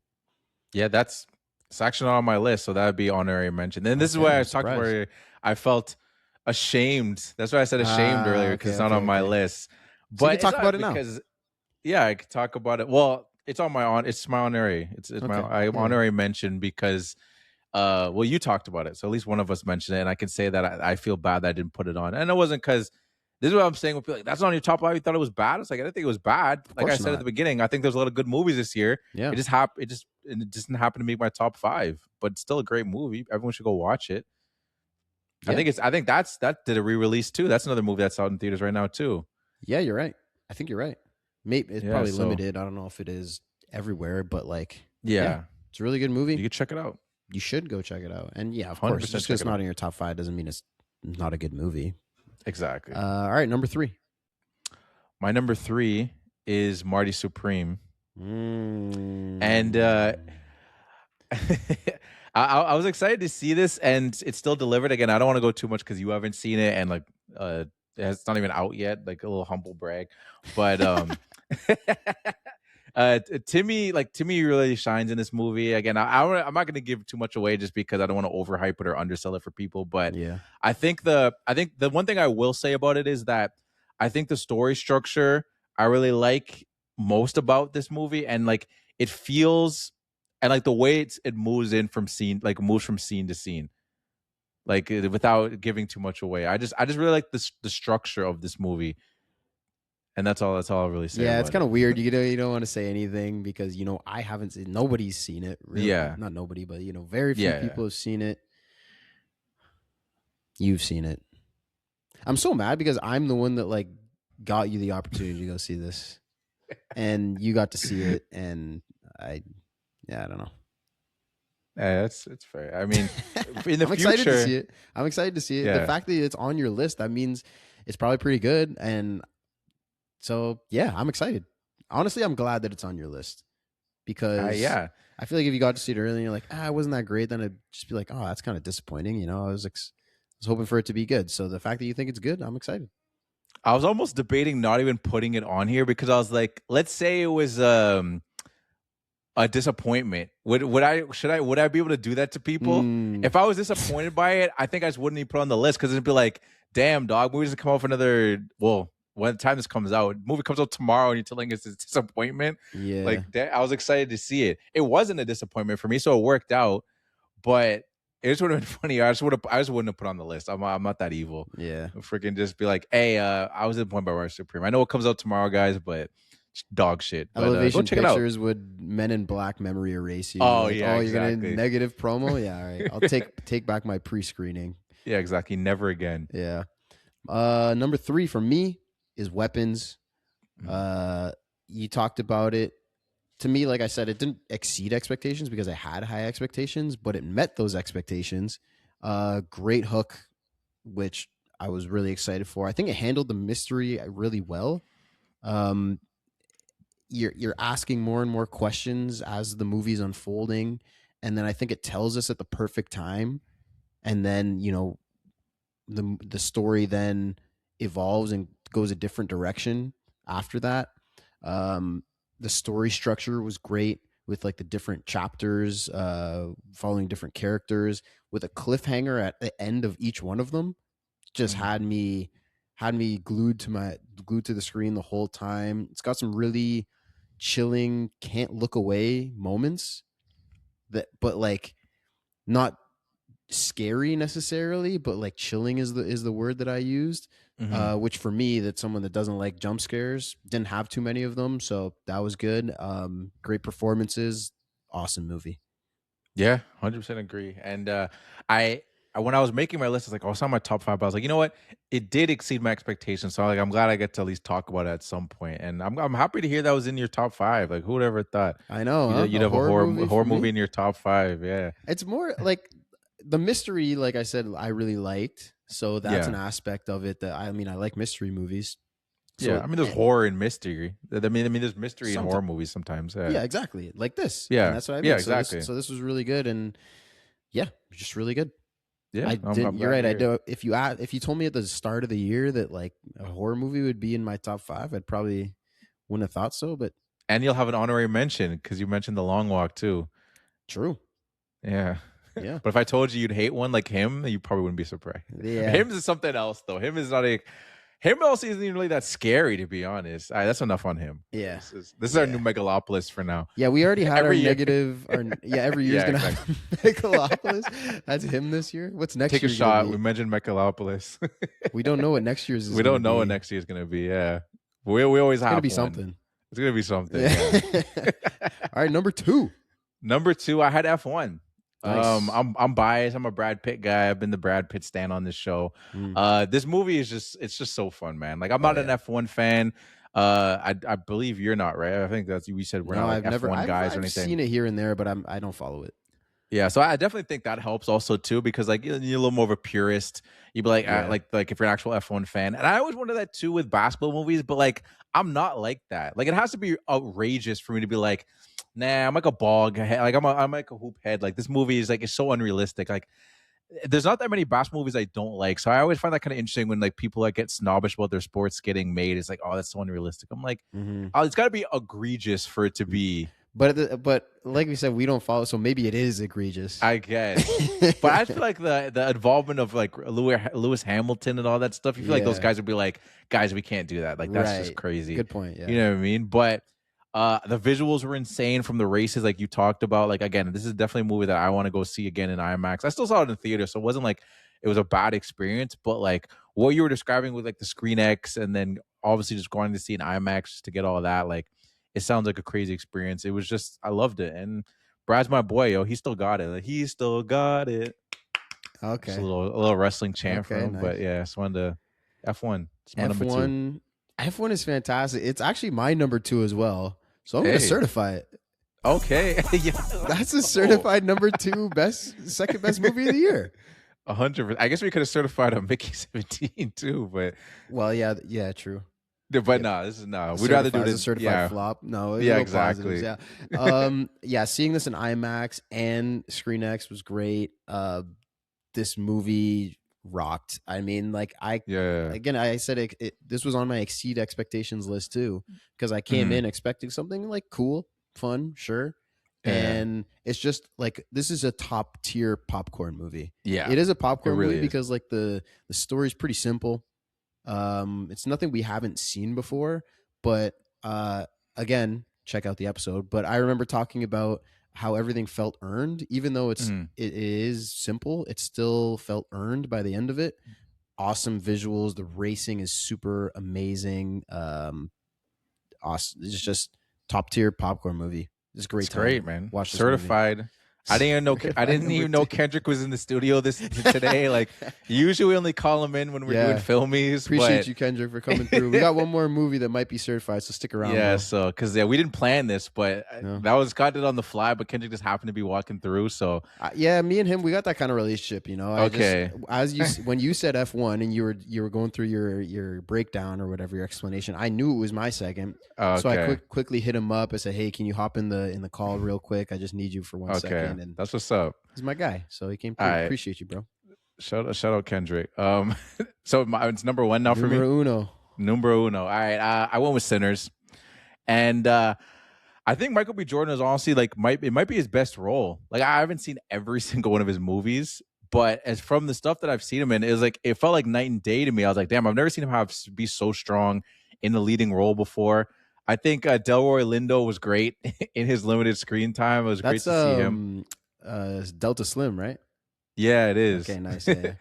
And the world building leading up into it, like it could have just been like, and I didn't expect it to be cookie cutter of like we're leading to this event that's happening at the end, but we got so much world building and again to like sit with these characters and kind of getting to like see what, and then like don't even get me started on Ludwig's score in this movie. God. And just like, oh my, yeah, it was insane. It's literally like, I mean, depending what you're doing, you could throw that on when you're cleaning the house or something. It's gonna move, especially the like the humming and when like Sammy's singing. Somebody take oh my me. Goodness. Oh my god, it's crazy, bro. Like I will say, I will say the visuals in the theater were outstanding too. I didn't get to watch it 7 millimeter. If I have time during these holidays, if it's happening in Ottawa, I might go sneak into a theater and see if I can watch it Sneak again. in. Well, yeah, maybe not sneak in, but Yeah, you get Ryan his. You yeah, earn your no, money, man. I mean, yeah, I'm gonna pay. I'm gonna pay. But people are like, oh, I listened to a black movie podcast once, and look at these guys sneaking into movies. I will say though, I have seen Dust Till Dawn, and yes, it takes inspiration from it because I know that's like the big takeaway. And I understand that the hype machine around the movie, like we were planning on seeing this movie. We saw opening weekend, we loved it. I feel bad for all the people that had to watch it after the hype train because I can't imagine this movie lived up to your expectations. I understand that's why a lot of people are disappointed, or why a lot of people just like turn to like, oh no, I hate this movie because everybody says they love it. It's a masterpiece, so great. I understand that pushback, and I expect it to come. But if you got to see opening weekend, those are people that actually got to enjoy the movie. Anyone that got to see it afterwards did not get to enjoy it because it was overhyped to hell. So either you're just like hated it, or you're just like, man, why was everyone hyping this up so much? Yeah, I see your point. But at the same time, like if someone hypes something up a lot and it is really good, you still gotta be able to appreciate that. Like I think a lot of people are just like they want to be different, right? They're like, oh, everybody loves this. Oh, that's too mainstream. You hear people say that that's too mainstream. That is the dumbest thing in the world. To be like, something is, if it's good, it's good. Like, what does it matter if it's mainstream or not? But I do see your point that like if something's super super hyped, then you're coming in with just like Everest expectations. And a lot of times it just can't live up to that. You're right. I was excited for this as well. This is why I didn't make my exceeded expectations list, just because I was super excited for it. But it is also my number one movie of the year. So we're gonna certify that. Kendrick. Thanks, bro. Thanks, man. You're good. You can go. Yeah, we're good go now. See your family. Yeah, this, I mean, completely original was really good. Everything in this movie felt so intentional. I think that you could tell that there was a lot of research and care that went into it, like the Choctaw indigenous people and the stories around the blues, and like the Chinese people running the two stores, the plantation tokens, like all this authentic stuff that's worked into the times, the implication of the twins being in like the mafias during the Prohibition and their whole thing in Chicago. There's so much that went, even the way that it's shot, like it feels like there's a lot of metaphoric things, and just visually speaking, you're right, seeing this in IMAX, like the visuals of like the cotton fields and the juke joint on fire, and like the dancing performances that, like you said, Ludwig store, the musical performances, incredible. I feel like you could also tell he develops a lot of background on these characters, like the twins in Chicago, Smoke and Annie. You have Stack and Mary and their troubled pasts, Sammy's love for music, but like the he's a preacher's son. Like there's just so much depth to all these characters. This movie banged. Oh, 100%. Yeah, give me the novelization of this movie, Ryan. Like Tarantino likes to do that. He did that at Once Upon a Time in Hollywood. Give me some deeper. Would you rather that or a prequel? No, I don't want a prequel. Just give me the book. Because I feel like the book would just be better, because then you can just really get into you don't have to focus on it like the pace. Like in a book, you still want to be pacing, but people are more like lax to be like, I can let this be a little slower. I can build more. I'm okay with that. Very memeable movie. So many good memes came out of this movie. Just was a lot of stuff that Haley Steinfeld said. Oh yeah. But no, and then just everyone with Sammy and just Sammy and Pearline, I think also because it was so popular, just when you have just a massive quantity of people that go see a movie, you're gonna get memes from it, just because there's with that many people, someone will come up with a funny joke, and like just based on like numbers, and it was, everyone was just talking about it. It was very relevant to culturally at the time, just everyone was talking about it, so it was trending, and memes just are gonna come of that. So, but yeah, there's definitely moments of that were memed a little more than others, even just like Remick outside, like getting jiggy with the whole gang while Yeah. they're inside trying to figure out how to fight for their lives, and they're just cutting a rug outside. Yeah, Great 100%. stuff. Those are probably some of like our biggest cultural moments within the year of movies. It was definitely, I mean, not including the kid stuff. You want Probably to the include the kid biggest. stuff, like Sinners. Well, if you want to go box office wise, it'd probably be like go Sinners, and then it would be like Lilo and Stitch because that movie made $1 billion. How to Train Your Dragon made $1 billion. Zootopia, Wicked, Weapons. Yeah, Those are the Weapons biggest was pretty big. mainstream movies, I think, that like people that like not like in the movie bubble. They're like, oh man, I keep hearing about this movie. Apparently, everyone says it's good. Like non-movie fans saying that to me and be like, oh, it's in the zeitgeist. Yeah. Everyone's hearing about it now. Yeah. I think with Sinners 2 is the black thing. Like Yeah, black people get a hold of it and then just 100%. Like Get Out. yeah. Get Out was massive. Black Panther, Oh yeah, 100%. another Coogler. But the one thing though, like I love to get in the Discord with this movie on both sides, but it just goes too far. It's either that people are like, oh, the movie's a masterpiece. I'm like, all right, yeah, it was good. Like I just always feel weird just saying masterpiece out loud with someone where it's like, calm down. Like people are gonna be like, look at those douchebags over there. And then the other people, there's hates on the other side so much where like these are people I don't want to talk to because I mentioned the Dust Till Dawn thing because I'm not even a hater when it comes to that movie. It's a good movie. I'm about to go on a tangent here. It's a good movie, but there definitely is that element of like, I get it. You were a teenager when the movie came out, and you got to see Selma Hayek in a bikini, and that's why you love that movie so much. Yeah. Because outside of that, it's a very like generic like vampire movie. It's like it's cool, it's whatever, but people be like, oh, like Sinners is just like a worse version of Dust Till Dawn. I'm like, that's an insult to Sinners because Dust Till Dawn didn't have that much context to it. They're like, let's just make a fun vampire movie. And Sinners was like, I really like Dust Till Dawn. I want to take that premise, but kind of like elevate it. But like the people that say that, it's either you don't like black people because a black dude made it, or it's just like you don't know enough about movies that like a lot of your favorite films are reimagined versions of old films. Yeah. That's a lot of Tarantino movies, if anything. Like, I don't know if he has an original movie. Yeah, I mean, even Kill Bill is like a mashup of all his favorite revenge movies. Of course, yeah. Like this is what art is you take inspiration from previous artists and you do your own spin on it. And I mean, even if you take the movie, like the premise or the concept, whatever, and steep it in like 1930s Mississippi, so that you're in the slavery culture and like just the whole experience with these characters. You have a white passing character and the dynamic that creates there, and like I said, like the Asian, the Chinese people and what they add to it, and like what they can do versus what the black people can do, like that just elevates it. And then the whole music thing is fantastic. Like we just get amazing perform. Like even if you're like, this is a concept that's been done before, okay, but Miles Catton sitting on or Miles Caton, I think you say, on the stage just getting down, and then the camera moving through the room and different generations of dancers are coming in, like that stuff is cool regardless. Yeah, that didn't happen in Dust Till Dawn. just let you know that didn't. It was Salma Hayek on stage instead. Yeah, it literally I'm not trying to be negative. I'm trying to give perspective because you haven't seen it, but like the movies are similar in the fact that it both ends up in that kind of like shack, but all the stuff that happens around it, even stuff that happens in it, isn't even the same. So like people are just very much like attached to like. It kind of reminds me of Dust Till Dawn. Like he definitely took inspiration from like, yeah, that's fine though. The movie also came out like 30 years ago. It's not like he's tapping into something that came out like 2 years ago. Then it'd be like, okay, Ryan, what are we doing here? Right. It came out like 30 years ago.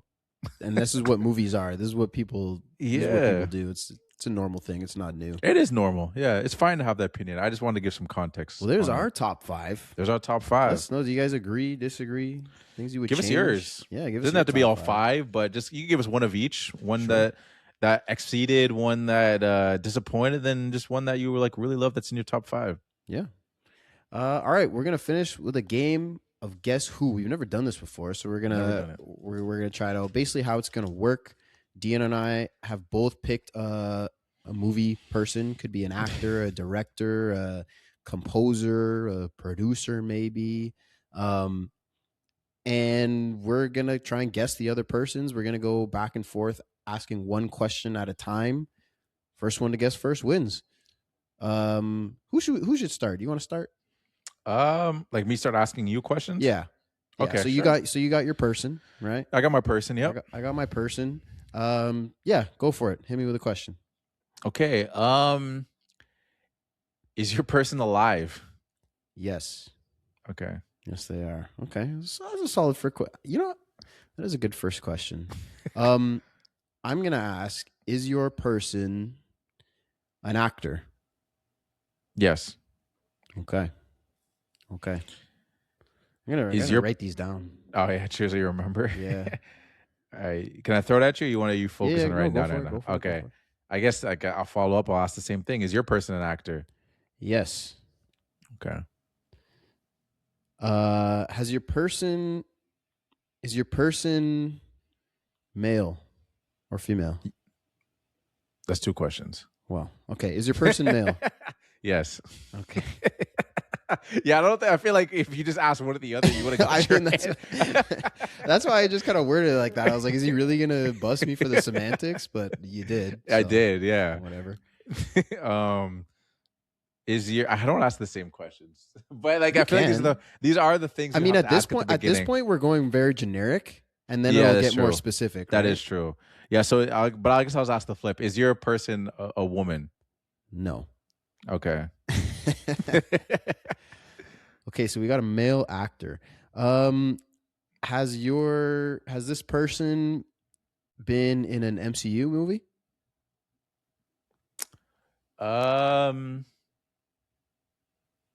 Yes.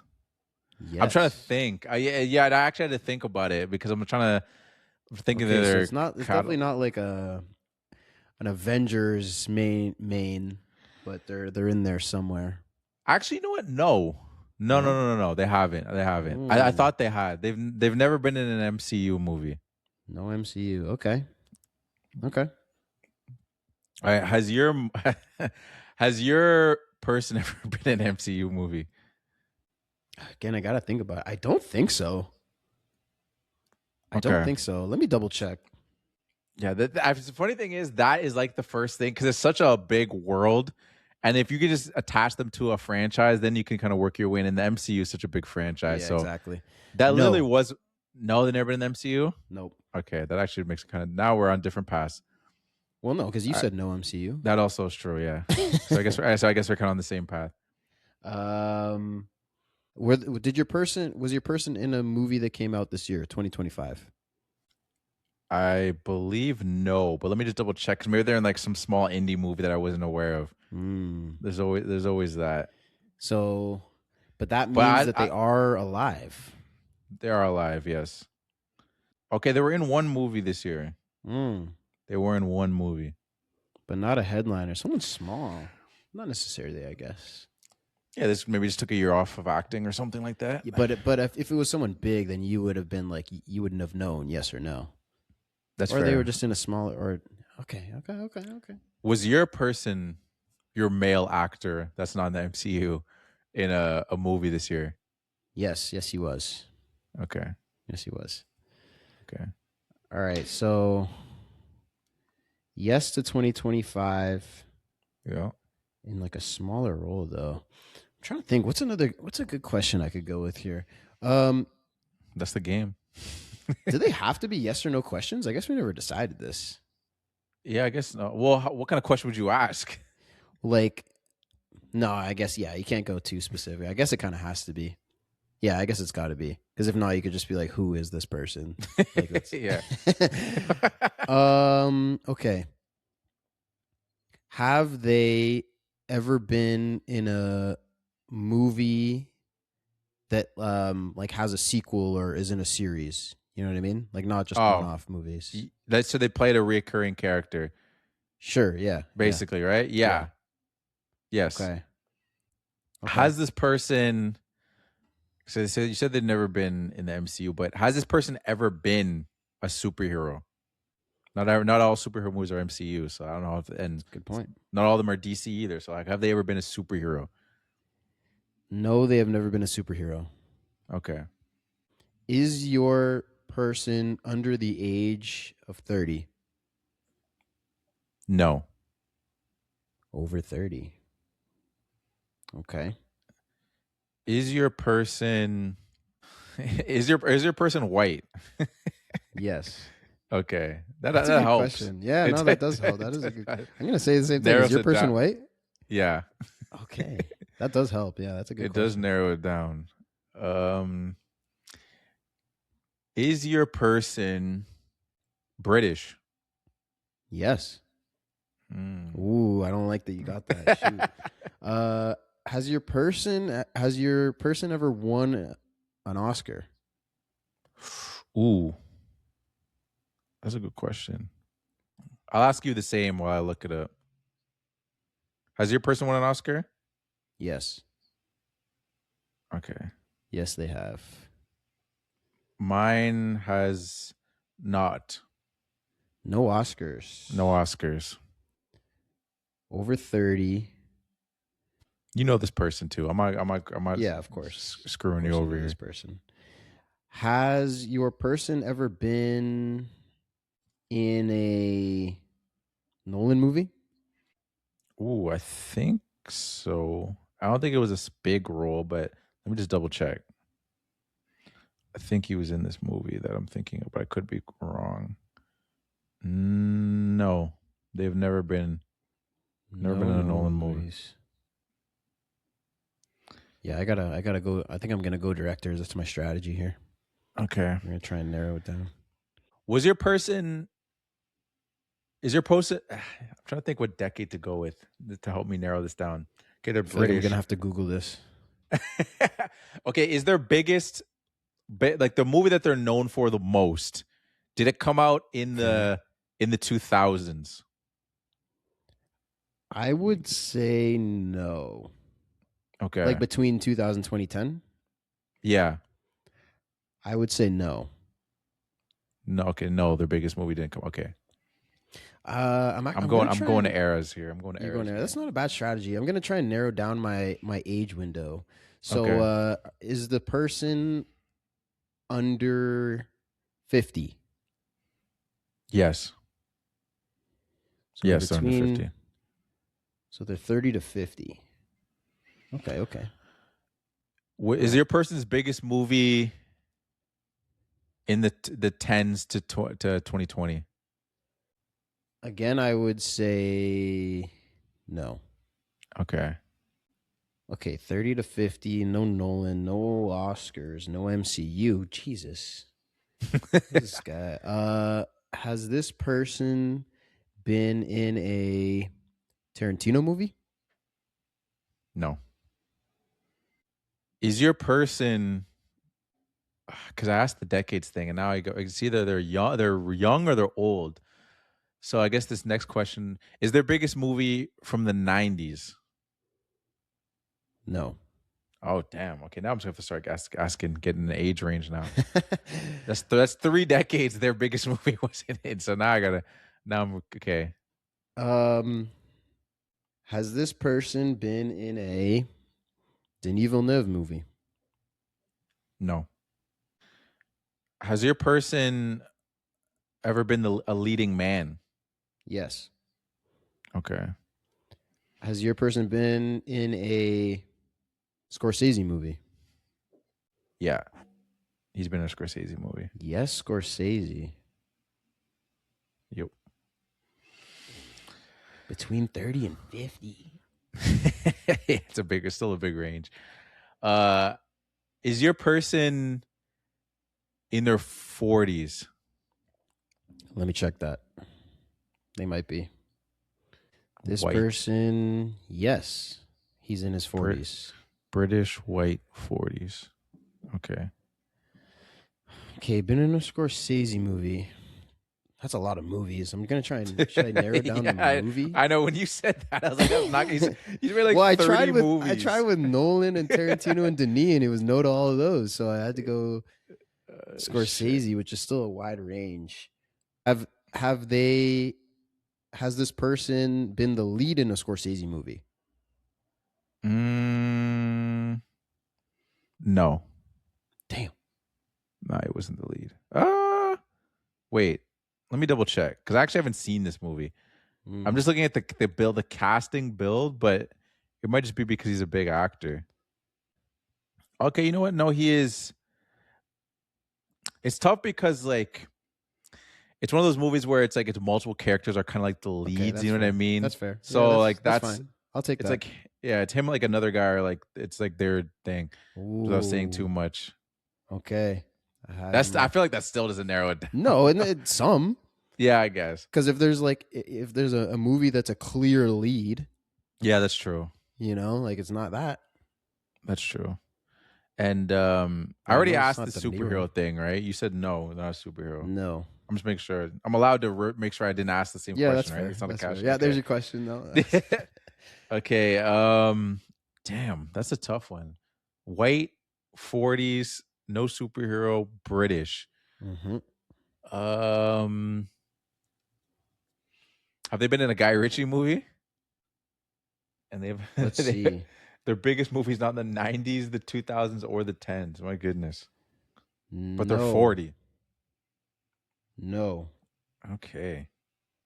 Damn. You might have got me here. This is a good one. Are they in The Departed?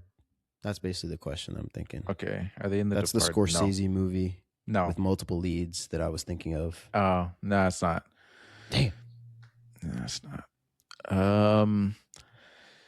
You said no to the Guy Ritchie thing, right? Nope.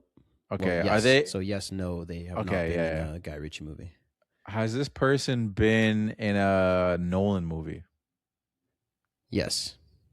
Okay, I think it's okay. He's in Scorsese. He's got to be in some other. Has this person not MCU though? No Oscars. Nope. But led in a Scorsese movie. 30 to 50. You're looking at all the Scorsese movies? No, I'm looking at down on my paper. I feel like that's cheating. What? Just looking at Scorsese movies. Oh, okay, I don't know how you were doing it. I thought you were looking at your phone. No, I don't want to. I feel like that's cheating. I don't want to cheat. Okay. I want to win this with integrity. All right, that's fair. I'm only looking at my person's IMDb. Yeah. I've just been looking at my person. This is hard, man. This is harder than I thought it would be. Shoot. Okay.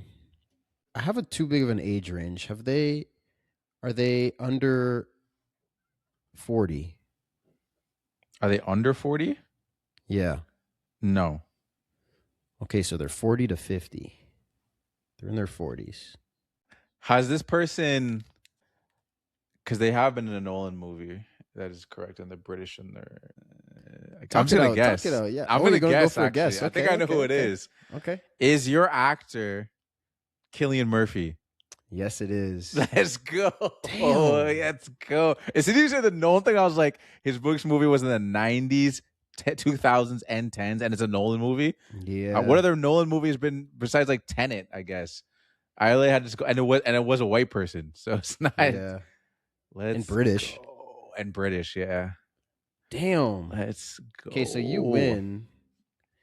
Let me at least. Yeah, see, keep going. Yeah, now it's just rapid fire. Okay, so now we're not cheating. Let me look at some Scorsese movie. No, I don't want to do that. No, I don't. Okay, you want to just go off dome? Yeah. Just, now you're gonna throw them at me because it's like enough to go back and forth. Just keep throwing me questions. All right. So I like your question. So is the movie their biggest known for, or are they a leading man in their biggest movie, or are you asking? Like have they been top billed in a movie? Yes. Have they been in a Fincher movie? Yes. This is a tough thing that's going to piss you off when you finally get it too, because it's all, and it's fair. The reason why I said no to the question, because it's like, it's very technical. That's why it's kind of shitty that you asked the question the way you did, but you're on the right track though. You're on the right track. When you get it, you'll understand what I'm talking about. Oh, the recurring role shit? Not even that one. Keep going though. I'll explain it to you when you finally get there, because you're going to get there. Yeah. So when their leading role, was it in the 2010s? Like I'm just going with your questions because obviously it worked. Yeah. Was in the 2010s. Yep. Would you categorize them as a dramatic actor? Yeah. See, I was thinking like Leo, but it's obviously not Leo. No, it's not Leo. I was thinking like A dramatic actor? Dude, I am stumped. I don't even know what to ask. Okay, Scorsese. He's been in a Fincher movie. Yep. You know this guy. Again, Um, I'm not messing with you. You No, know this guy. I know I'm gonna know who it is. I don't know. I don't have anyone off the top of my head that I'm thinking, or everyone that I'm thinking of just doesn't Fit what you have there. fit what I have. Yeah. Like I'm thinking like Matt Damon was in Scorsese. He's not in a Fincher movie, is he? No. Jake Gyllenhaal's in Fincher movies. I don't think he's in a Scorsese movie. But he's also in Denis movies, so I would have said yes to True, that. he's in Denis movies. And yeah, not Denis. You said no Tarantino as well. Nope. So who has he worked with a director more than once? Like the same director? Any same Well, yeah, director? because you asked me if ever's been in like reoccurring movies. And you said I no. think you said yes. No, I said yeah. I said yeah. I think let me check if it's the same director because sometimes they change sequels change directors sometimes. So let me just double check it's the same True. director. Yeah, it's the same director in the sequel he did. And he's 40 to 50. Yep. Who directed the sequel movies? I thought we were just doing yes or no. Yeah, but you already won. Okay. Well, this might get. I think this is gonna give it away. Okay, Because it's not a big. It's not even really a big director. So if you, I mean, I don't know if you'd even know this guy. Oh my gosh, dude! This director actually. I am boned. I don't think you know this director. No fucking clue. Help me out. Give me a hint or something. What's a hint I can give you? He's played a role that has been also played by other people. I don't know if that's like too cryptic, but Batman or some shit. Like he's played Batman, or something like that. It's not like there's no way it's Ben Affleck. There's no way. No, because he's been in Fincher movies, or a Fincher movie. Well, you said yes. This person's been in a Fincher movie. Oh wait, no, Ben Affleck. I don't think he's in a Scorsese movie. No, he's not in a Scorsese movie. But it's not Ben Affleck. Shoot. People are probably screaming at their phone right now. Like, I'm so stupid. All I'm gonna say is I'll bring this back to you as like a hint. The question that I think sets you up for failure, which now I'm thinking might give it away, but I don't think it will. But I got to give you a bone here. Yeah, seriously. You asked me if he's ever been in the MCU, and I had to think about it, and I was like, no, he's never been in the MCU. Technically. Oh, so it's a Marvel. It's probably Marvel, but it's not MCU. But what's Marvel that's not MCU? Like Spider-Man? But Spider-Man is now MCU. Is like Toby or some shit? No. What's another MCU, or is it like an MCU TV show? No, we're doing movies. Oh, okay, yeah. Or is it like the Suicide Squad? Was it John Cena? No, Oh, but that's you DC, just right? stayed completely away from DC. That's just you just only went with Marvel. But a lot of your question would have overlapped with true. I DC could have things asked, anyway. Were they DC? What's Marvel that's not MCU? What am I missing, bro? You were so close. You're basically there, and then you just stopped. Oh no! I felt like you were about to say his name, and then you just like stopped, and then started moving on to something else. I'm like, Toby. It can't be Willem Dafoe. He's too old. no. It's not Spider-Man. What's another Marvel? Like Blade, but he's white. Because everything that's Marvel now is just MCU stuff. I'm obviously missing something. Yeah, Spider-Man was not MCU for a while.